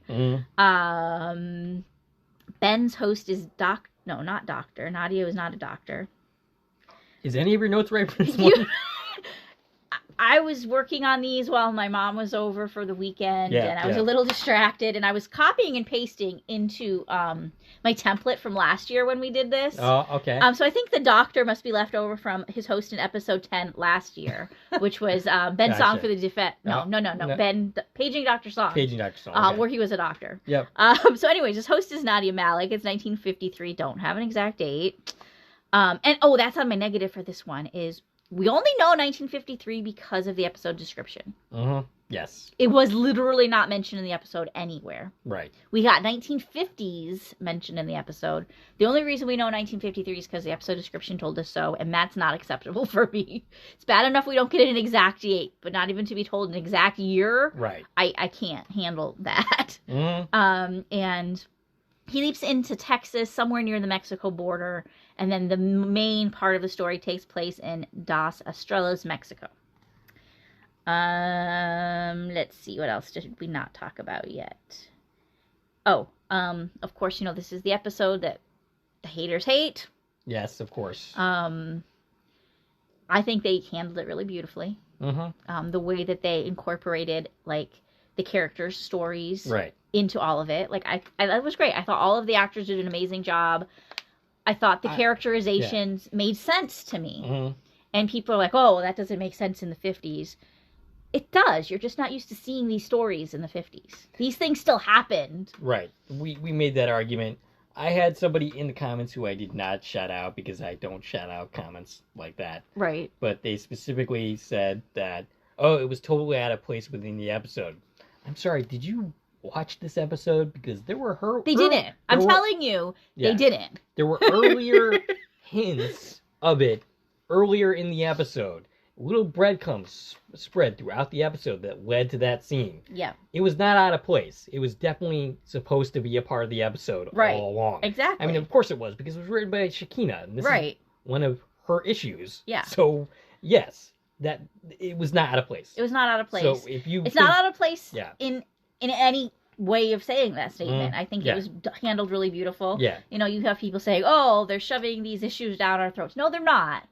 They're saying, "Hey, this stuff exists." Yes. In history and in the world. Yes. And if you have a problem with existence, then I have a problem with your existence. Yeah. I'll just say that. Okay. The binding scene, my favorite part of this was Ian's response. The watching them watch it through the monitor and just tear up over Ben talking about his best friend. Like that whole thing, it was just so beautifully done. I loved that. But it was a great adventure. Like I thought it was fun. You know, great characters. I love the setting. It was fun. Yeah. It was a fun episode. Yeah. Hated that we didn't get a date, and you know, the Ben Addison roller coaster. We can leave that at the door, but. All right. So next up, do you have anything else? That's all I got. The Outsider. Episode 11. This was the Deborah Pratt directed episode, Yes. and she also directed one of the earlier episodes, One Night in Koreatown. I'm pretty sure. She did not. She did not direct that episode. She loved that episode though, and I know she had some influence in it. Didn't she direct? She directed one of these. She directed season 1's Family Style. Okay, so I thought she directed one of the earlier episodes this season. She did not. Okay, but she was tooting that episode when we spoke to her. All right. So as a producer, Ben tries to unravel a story and help a once famous journalist get her career back. Okay, I have an anonymous source sends Ben and an experienced local Denver TV journalist on the trail of a dangerous conspiracy as they pursue the scoop of a lifetime in the early 80s. There's trouble at HQ when Ian's past decisions come back to haunt the team. Okay, much better. Much more detailed. So yeah, this was a little ahead of the pack as far as episodes go. It was a stronger episode than we've gotten, kind of more resembling of an original series episode than most episodes do. Yeah, there was some good stuff here. Yeah. Okay, so it felt like an original series episode. Yeah. Which is what I was trying to say. Some people were criticizing it, saying it felt too much like an original series episode. I don't quite get that criticism. Going as far as saying it's just a rehash of Roberto. I don't agree with that. I don't agree with that. I definitely see there's some similarities. Some through lines. Yeah. But I think it's done on purpose. Right. That we are reflecting on the original series. I love, that Deborah Pratt was involved in this episode, of course, and there were some key moments that I was like, "Oh, this feels right." Yeah. know, all the Watergate references. Yes. I love that, especially knowing that Deborah wrote Watergate into the original series, and we had like 3 or 4 Watergate references throughout this episode, so I thought that was cool. Again, kind of pinning us in history a little bit, right? We're saying, hey, in our world, this stuff happened. Right. Even though that's not what this episode's about. It just helps kind of ground you a little bit, right? I feel like this episode, some of the best chemistry we've seen between Ben and Addison. Yeah, that was not great this season. I mean, it was never great. Right. No. I mean, they've always been highly criticized. Like, what's the chemistry between them? But I mean, it didn't help that they weren't even together for most of the season. Sure. And that was one of my problems with the Family Treasure, is she was there, but barely a presence. Like, she was just in the background. Yeah. There was like very little interaction with Ben. We've said this 1,000 times on our channel. Yeah. Addison's not a great hologram. Right. She kind of sucks a lot of the time.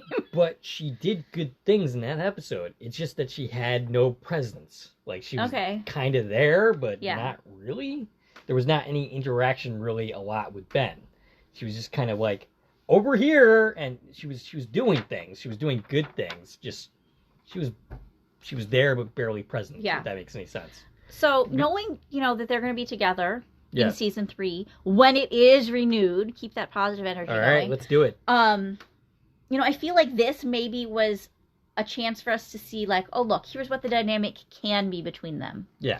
If we let go of all of the angst and anger and problems and memory loss and all the crap that they've been facing since we met them. Yeah. And we just saw them here, like, hey, they just pulled this all-nighter together, working really hard. And, it's reminding them of their early days pulling all-nighters, working on the project. And this is when they fell in love, was when they were pulling those all-nighters. And you can see that for them here, that, like, they're just being a different pair of people, not even a couple, but a different pair of people Mm. than we're used to seeing them as. Right. And I feel like this is a great example of how, hey, they do work really well together.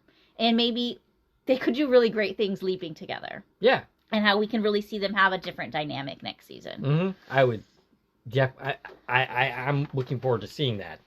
Keeping the positive energy as you just mentioned. Yeah. I'm very much looking forward to those stories next season. Another thing that was great is the Bates Motel set was used, which I didn't even know until afterwards. I was like, of course. That's why that felt reminiscent of that to me, because it literally was it. Yep.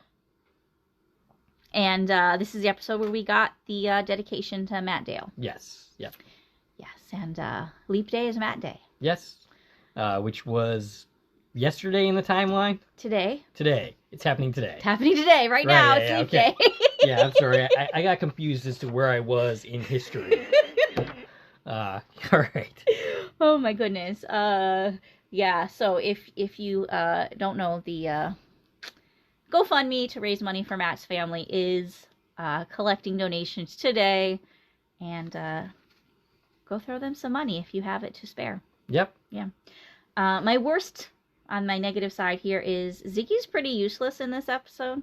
Ziggy's pretty useless. Ziggy's pretty useless a lot, but in this episode it's really pointed out where they spend all night going through the microfiche, and they're like, oh, Ziggy can't do it because she's trying to do this other thing? Right. That's not how Ziggy works. Ziggy can do 8,000 things at once. That's the whole point of Ziggy. There's zero reason Ziggy couldn't have went through the same microfiche that you're looking at. Yep. And pulled up the same information that took you 12 hours to find. Ziggy's job in this episode has nothing on what he does in the next episode. He's even worse, or she is even worse in the next episode. But we'll talk about that in a minute. It just made me sad that we're pointing out how useless Ziggy is, and give Ziggy some agency, please. Maybe we need Scott Bakula to come back just to help them rebuild Ziggy the right way, because I think they didn't do it. I just think they didn't put Ziggy back together. I understand why Ziggy doesn't have her voice back. And that's because, Deborah's not willing to come back in that large of a capacity. Because once Ziggy talks, Ziggy has to always talk. Yeah. And we're in the project every episode. So Deborah would basically have to join the cast full time. All right. So. And I know she doesn't want to do that. She's way too busy of a human being to join the cast and record lines every week. Here's the thing about that, though. In the original series, Ziggy only spoke a couple of times. Right, but that's because we only went to HQ a couple of times. Right. At the same time, Ziggy had plenty of personality. Oh, of course, yeah. Right. And Ziggy had plenty of, Ziggy wasn't always great at Ziggy's job, even in the original series. Right. But Ziggy had a character in the original series, even without hearing Ziggy. Well, that's what I'm saying, is I understand why they haven't given Ziggy her voice back. Because you can't revoice Ziggy. Right. I mean, you could, but the fact that we have Deborah, it'd be really upsetting if they revoice Ziggy. Right. And I understand that she's not ready to make that kind of commitment to record lines every week. Yeah. She's very busy. So I feel like that's the dynamic there as well. Once we do it, we have to keep doing it. Yeah. And that just doesn't make sense. I'd love for them to do that. I want that to happen, but I can understand why that might be an obstacle. I just want Ziggy to be useful. Right. Even without Ziggy having their voice, they still need to be Ziggy. Yes. And they're not. Right now, we basically say, yeah, Ziggy is kind of like Google. Pretty much worse than Google. Yeah. I think I could get better results going to Google than I would through Ziggy. Yeah, and that's wrong. Because Ziggy's awesome, and those of us who watch the original series know how awesome Ziggy is, and we know how awesome Deborah is, and we miss Ziggy. Yeah, we miss our Ziggy. Very much so. And then my other thing on the negative is, it's just still all the Tom and Addison stuff. Still, that's coming up in this episode. It was dealt better with in this episode. Yeah, this is our last appearance of Tom. Yeah. But Tom and Addison say goodbye in this. Yeah. I don't need that scene. Right. I don't need it. Yeah. And also, of course, in this episode is where we find out Magic's going to resign. Right. And yeah, that's the whole project side of this thing is, Gideon has come to the project and they're talking about firing Ian. They're talking about firing Jen. Instead, Magic falls on his sword and resigns. Right. Which we all know. Wasn't going to stick. I mean, we didn't all know that, but you and I definitely knew that. Yeah. So, yeah, anything else for that episode? That's all I got. All right. Oh, no, there is one other thing with the date, because I didn't actually address this. The date was October 6, 1982. That is an approximate date. We were told for sure it's October 1982, and we were told that told by visual clues that October 4th was a couple of days ago. So we're approximating we're October 6th. I want a specific date still. You know what's funny? Ben calls Hannah at like an early scene in the episode. He doesn't manage to go through to her, but it's interesting that it happens about 4 years after Ben last saw Hannah, right? Which is why he couldn't actually get through it, because then that would have broken the timeline. Yeah. But so that. But we know she's still out there in 1982 and still in California. Mm-hmm. But so that was a little interesting. At the time, it was like, well, why couldn't we like have Ben talk to her? Because he can't. Because then that would cause problems. Yeah. If she accidentally reveals stuff that's going to happen. Right. She can't do that. All right. Yeah, as much as I would have kind of loved to see a non-linear story this season, it really makes sense that they stuck it linear between them. Yeah. Also, when you look at, the level of understanding some of the fans are having, it would have went way over a lot of people's heads if they were trying to, have them be non-linear. So that's your diplomatic way of saying some of the fans are dumb. Well, yes. Not our fans, of course not. Not you. Nobody that listens to us. Everybody here is, an intelligent human being. Well, if you care enough about a show to watch a podcast about it, you're following along. Right? Yeah. But there's a lot of, casual viewers that just aren't paying that close of attention.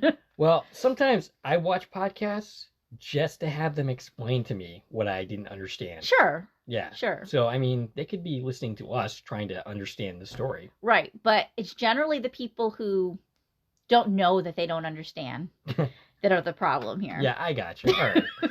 So, anyway, we'll move on. From insulting our listenership.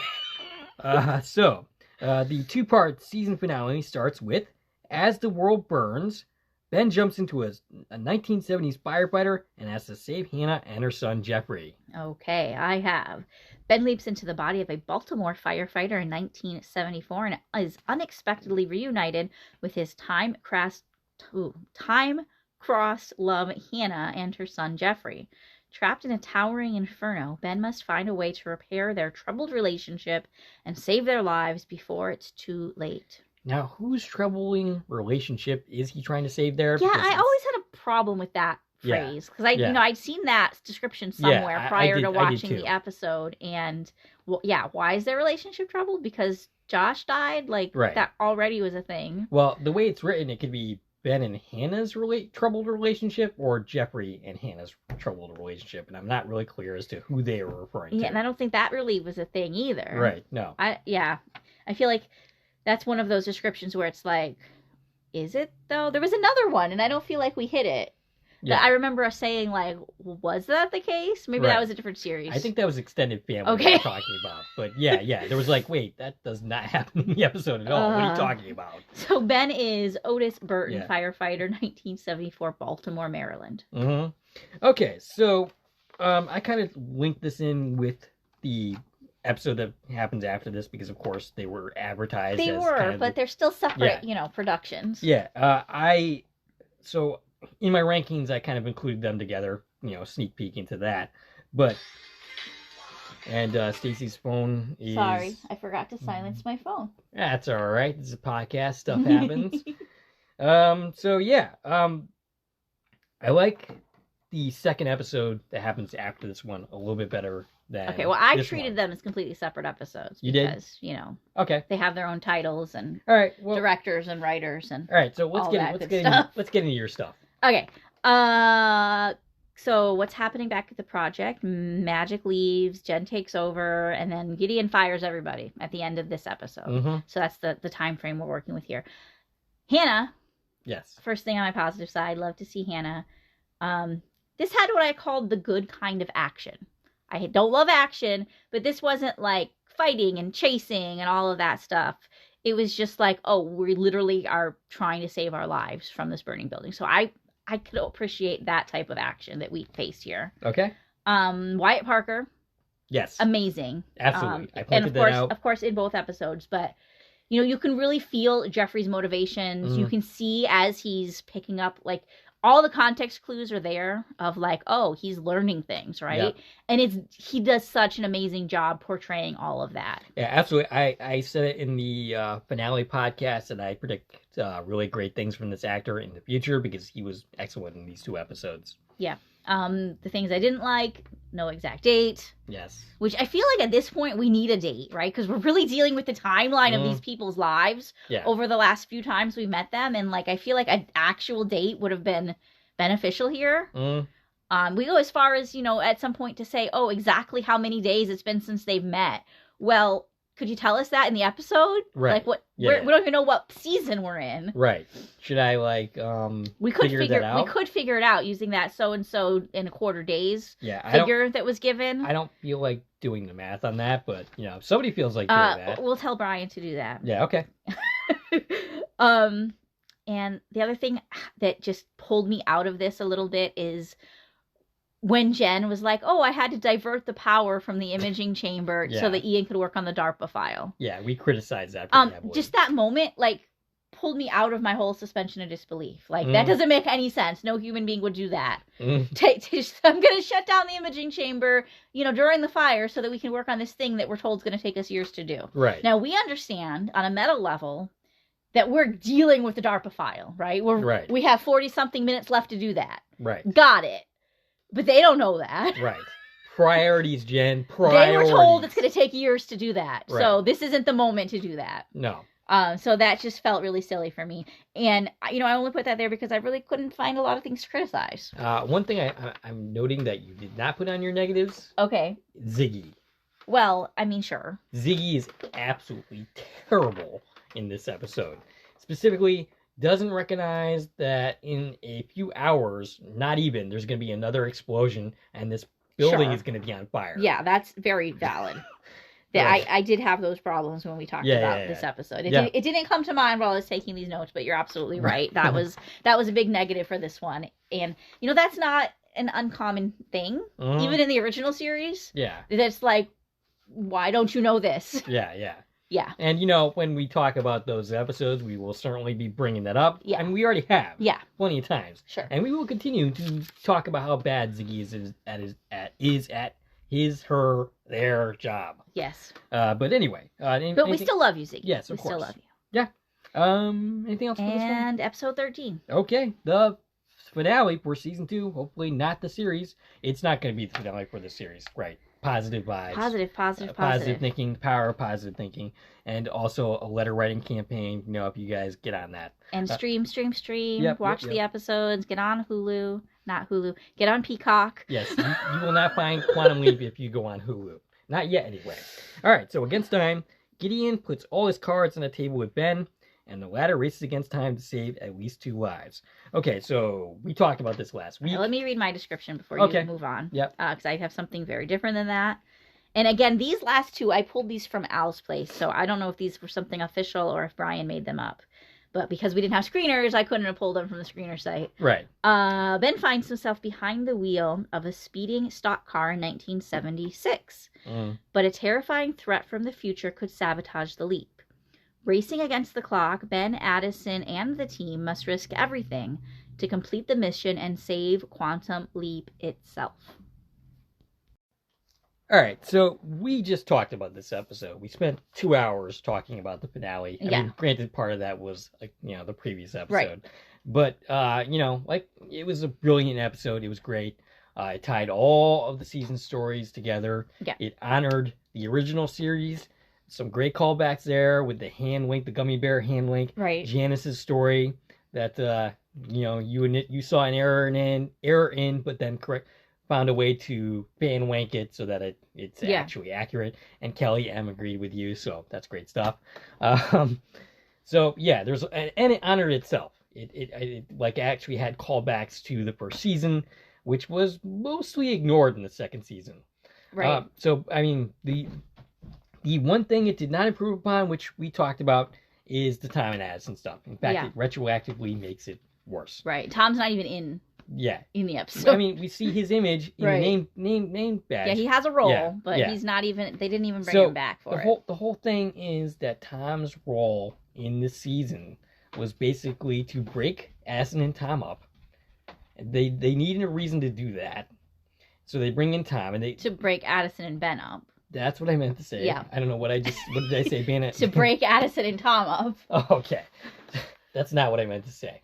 But yeah, the whole idea is, in real life, you could probably come up with a different explanation, but maybe that you couldn't do that necessarily as clearly in a television show. Right. But so you break them up so that Hannah and Hannah and Ben can have this quasi time traveling relationship. Right. And then so that Hannah can do what she needs to do, and we can create the villain so that Addison and Ben can end up back together, physically together, Right. lost in time. Yes. That was Tom's whole purpose in the story. And that's kind of a waste, and that sucks. Yeah. Because you're wasting a really good actor. Yeah. I've seen Peter Godot in other stuff now. Yellow Jackets, I specifically mentioned. He's pretty good in that. He has charisma. He's great. He outside of one episode, he really didn't have a role in this season. Yeah. He had things to do, but it's all stuff we could have kind of come to without all those scenes. Right, exactly. But the episode itself, all that I just mentioned aside, that's a season-long problem, not with specifically this episode. Right. It was a great episode. Yeah. Okay, so this is all very fresh for us, but to remember what's happening in this episode, aside from, the race car thing, which is actually a very tiny part of the episode. Yeah, that's a funny thing. So the team's fired, right? Yeah. They go to Janice's lair. Jen sacrifices herself in this episode. We save Jeffrey's soul instead of crashing his computer. And then we have the butterfly effect that fixes all of the things that went wrong in this episode. And suddenly, Gideon doesn't exist and Jeffrey's a good guy. Yep. Pretty much. Yep. Sums it up. So the things I loved, of course, Janice and Beth, just seeing them, everything they did, the story, the music, the home theme, the hand link, all of that. Amazing. Loved it. And like you said, just tying everything together from season 1, season 2, making it all make sense. The little flashbacky moments that I've already talked about. I loved all of that. Yep. I think it was just really, really well done how they incorporated all of these different elements. Negatives, no Rachel or Tom. And it felt like we're doing this whole, let's all come together and pull one for the team. They should have both been there. Yeah, I agree. They should have both been there. And again, I don't really care about Tom, but he still should have been there. And where's Rachel? Yes. Beth's here. Yes. Rachel should have come and hung out. We're fighting her boss. Yeah. She doesn't have a job anymore either, I'm sure. Right. So come hang out and help. Right, yeah. Help reset time. Yeah, what are you doing besides, looking for jobs? You don't have anything else going on. So I would have loved to have seen Rachel in this one. The other thing that I had a little complaint about, and again, it's something small because I'm looking for things to complain about. We had context clues that tell us this is bicentennial, 4th of July, 1976. They didn't actually say that in the episode, though. No. We had to pull the context clues. There's a newspaper showing a date of July 5th for when the article came out about the whole science fair thing. And Brian actually pointed out to me, you can see at the racetrack there's some banners and stuff talking about bicentennial. But it was never Ben's, it's the bicentennial. How cool. This is a moment in history. Yeah. That should have been brought to it should have been brought up. Yeah. Here's where we're at. This big race, we're told this big race tomorrow is so important, but they never said why it was important. Right. And it was important because it was the bicentennial, stock car race. It was a big deal. Kind of important context for the episode. That we just kind of miss and gloss over. Yeah. So if they had just given us one line somewhere to explain that, because I'm sure most people aren't digging and looking for the dates the way I am, are going to have wait, what? Yeah, they said 1976 at some point. It is really funny how little the actual leap mission gets focused on. Yeah. And I'm okay with that. Yeah, me too. To most of the extent, because we needed that, right, in order to do all of this. Right. And it's funny because in season 1, we had kind of speculated, oh, that's what they need to do, right? Is to have a leap where we're not even worrying about the leap. Right. To tie up stuff. And that's what they did here. Yes. And they're still able to complete the leap. Like, we still get to meet these characters, but we could have used like a few more seconds with them, I think, to just make the story pop a little bit more. And the date. I want to know the date. Tell us it. Yeah. And it was there. It was literally there, but it wasn't said at all. There was no context given, like in any of the dialogue, that it's 4th of July. Right. Yeah. All right. So, anything else for that episode? That's it. Yeah. Oh, okay. Got it. I already talked about her shirt at the beginning, so we covered that. Yep. So do we want to talk about, and by the way, the Brian she keeps bringing up is, of course, Brian Green from AlesPlace.com. Yes. We just want to mention that. Who I've been bothering a lot the last few weeks, as far as these dates goes. He's the person that I've realized, I'm like, where'd you get that date from? Did you estimate it, or did I miss something? Yeah. Because I know he cares about the dates as much as I do, because he's the one who keeps track of the timeline for the website. And I believe that I will also have had the chance to have a face-to-face with Brian Green at this point in the timeline. That happened yesterday, or is it happening today? I don't know. Last night. Last night. Okay. Last night. Okay. And I'm sure that was a fun time. I had a great time talking to him and talking to Brian Green from AlesPlace.com. I mean, if what we are seeing is accurate, he's one of the hosts that are going to be there with us talking. Yeah. In theory. Yes. But it's going to be live. Yes. So you can go watch the pre-recorded live broadcast that we haven't done yet. Yes. So, I mean, time travel right there. Right. Boom. Go back in time and see us. Do the thing we haven't done yet. Yes. Wow. I know, right? Wow. How timey-wimey of us. All right, so do we have anything else to say about season 2 before moving on to our rankings? I think we covered it. Okay. So after all of that, let's see, how did you and I each personally feel we would rank these episodes? Okay, let's start with you. You want to start with me? Yes. Okay, do we want to go bottom to top or top to bottom? Worst to best. Okay, so we'll do that. And I just want to preface this by saying, as I did at the top, I loved all these episodes. Mm-hmm. Me putting something low on this list does not mean I didn't like the episode. Yeah. It just means I liked another one a little bit better. I'm going to second that. Yeah. I mean, I could really kind of just shuffle these, and I'd still, for the most part, be okay with it, I think. These could other than a couple of them. These could be in any order. In fact, I changed some of the orders, much like I did last season. Yeah. I plugged them in, and then maybe this should be lower, and yeah. So, yeah. Anyway. But I feel like most of these episodes were all very kind of comparable. Just quality-wise. Yes. Okay, so at number 13, I put, and this might seem like a surprise, because it feels like a surprise to me, even a little bit, I put number 3, Closure Encounters. Okay. And as I said before, it was kind of forgettable for me looking back at it. And for that reason, it just kind of fell to the bottom of my list. In 12th place, I have episode 4, The Lonely Hearts Club. Okay. It was fun and all, but disposable. Didn't really pique my interest too much. Gotcha. In 11th place, I have number 7, A Kind of Magic. The one where most people are super hateful on. I expect that to be at the bottom of everybody's lists, but I thought it was fun. I see all the problems. I agree with them. But still, it's a fun episode for me. So I didn't want to put it all the way at the bottom. Gotcha. All right. In 10th place, I have number 2, Ben and Teller. Great story in isolation, but I think just most of the stories, I had reasons to like them a little bit more. Okay. All right. In 9th place, I have number 5, One Night in Koreatown. Again, a really amazing episode. And they're all really amazing episodes. They are. There's so many strong episodes. In 8th place, I have number 11, The Outsider. Okay. In 7th place, I put number 10, The Family Treasure. Okay. In 6th place, I put number 9, Off the Cuff.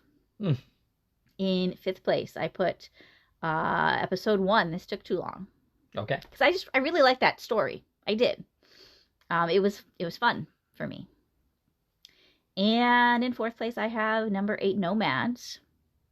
In 3rd place, I put episode 12, As the World Burns. In 2nd place, number 6, Secret History.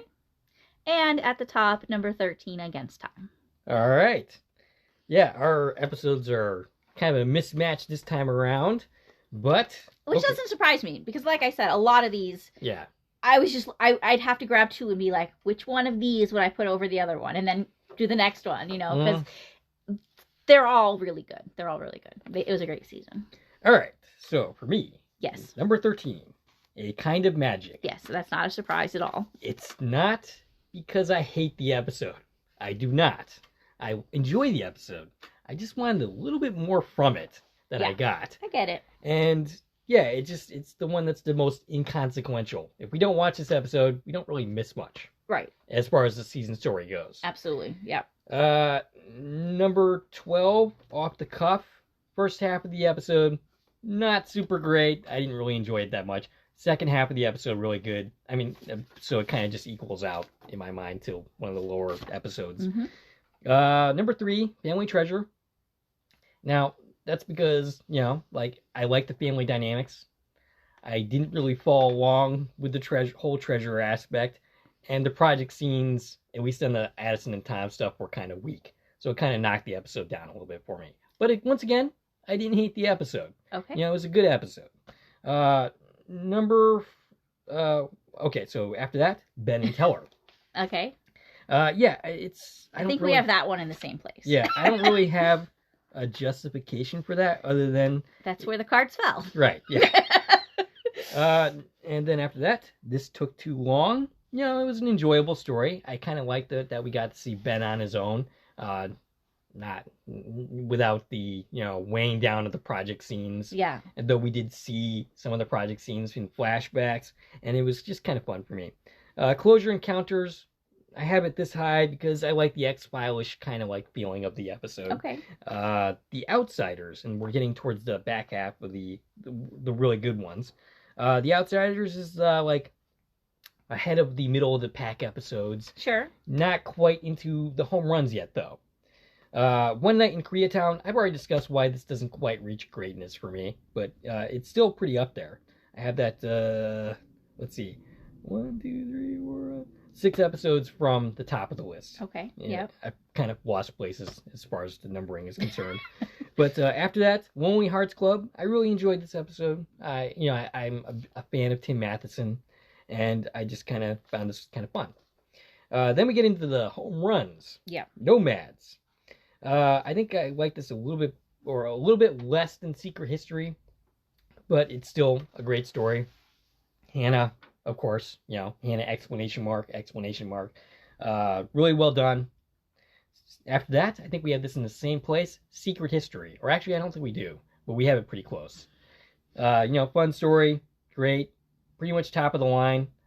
After that, the only reason I have this in this part of the episode, this on my list, next, As the World Burns, is because I'm kind of tying it into the finale. Sure. But I like it slightly less than the finale, so it's not quite at the top of my list. It's at number 2. Okay. Even though I think if I were to separate it, I think I would have it lower in my list, and I think I would have something else in number 2. And of course, the first place, Against Time. Yeah. So we have the same 4 episodes listed as our top 4. Yeah. So we agree those were really strong episodes. Mm-hmm. I mean, it's pretty much hard not to pretty much agree on what the top episodes of the season were. Yeah. But we're going to see what you guys think. Yes. So right now, I have active in my Facebook group. Again, that's Quantum Leap 2022, a poll. And what I want you to do is go into that group and vote. What is your favorite episode? And if you want to comment somewhere your entire listing, your entire rankings, feel free to do that as well. Yes, we will incorporate all of that in our next show. So we want to hear everything you have to say about the whole season. Tell us your order. Yes. And let's see how it compares to ours. If you just want to tell us your favorite and your least favorite, or however you want to do it, go for it. We want to know. Basically, Amanda has already done hers. Kelly M has promised to do hers. Okay. And of course, I have Carla eventually going to provide her picks as well. Okay. And we'll have to maybe bug some of our yes. other people that we communicate with to give us some answers too. I think we might have to go after them a little bit and have them so that we have something to actually talk about. But yes, if you have any other comments besides that. So we're going to have one more episode where we're really talking about this season. So this is your chance to say what you have to say about it. Right. Yeah, so make any comment you want. I mean, something respectful and not hateful, of course. And any comments that you make beyond, your listings, we will shout out next week as well. Yeah. All right. So do we have anything else to say? Happy Leap Day. Happy Leap Day. Happy Leap Day. I hope that you all are diving into Quantum Leap today. Spend the rest of your day rewatching episodes, whether it's the current series or the classic series or both. Enjoying all of the great podcast content out there and doing your best to change history for the better. And remember, Leap Day is Matt Day. Okay. I think, we had to do that. We had to do a little commercial for, we didn't have to, but we wanted to do a little commercial for the Quantum Leap podcast. And it only took us 10 tries to get it right. No, it was 5. Yeah, you're right. It was 5 It was tries. 5. Yeah. And it was mostly you just kind of stopping and laughing hysterically in the middle of it. Yeah, because it was that one line. I don't know what it was. It's because I wrote the script and you just it wasn't sitting right with you. Right. But we didn't have a lot of time. So I was like, here, we're going to record this right now. Yeah. Basically. All right. So we've been talking for quite a while. Yeah. And before we get on with it. Yes. This is a good moment to stop and say thank you if you have made it this far. Yes. Right? If you're still with us, this is the time we're going to give you a code word. And no cheating. Yeah, we gave it a little early so that you can't just fast forward to the end of the episode. Right, yep. So if you are still with us, we want you to put in the comments... Einstein. All right, put Einstein in the comments if you've listened to us this far, and we'll know that you are a loyal listener. All right, so we would like to hear from you. What did you think of this podcast? What did you think of this season? What are your episode rankings? Yeah, give us your rankings, and please go vote in that poll as well, so that we have some good results there. And Stacie, can you reach that? I can reach on Twitter, X, Instagram, and Threads, and at the Owl's Place forums at TVN Coupon Talk. If you like this video and want to support the channel, there are a number of ways to do so. You can follow me on Twitter at Core Productions. You can join one of my Core Productions Facebook pages. You can join Stacie's Facebook page. You can buy something from the Quorum Production store on Zazzle. You can buy me a coffee, which is a way to support content creators such as ourselves. And you can join Quorum Productions membership for 99 cents, I believe it is right now. And of course, you can like, share, and comment on this video as well as subscribing to our channel. This is Dave and Stacie from Quorum Productions, signing off.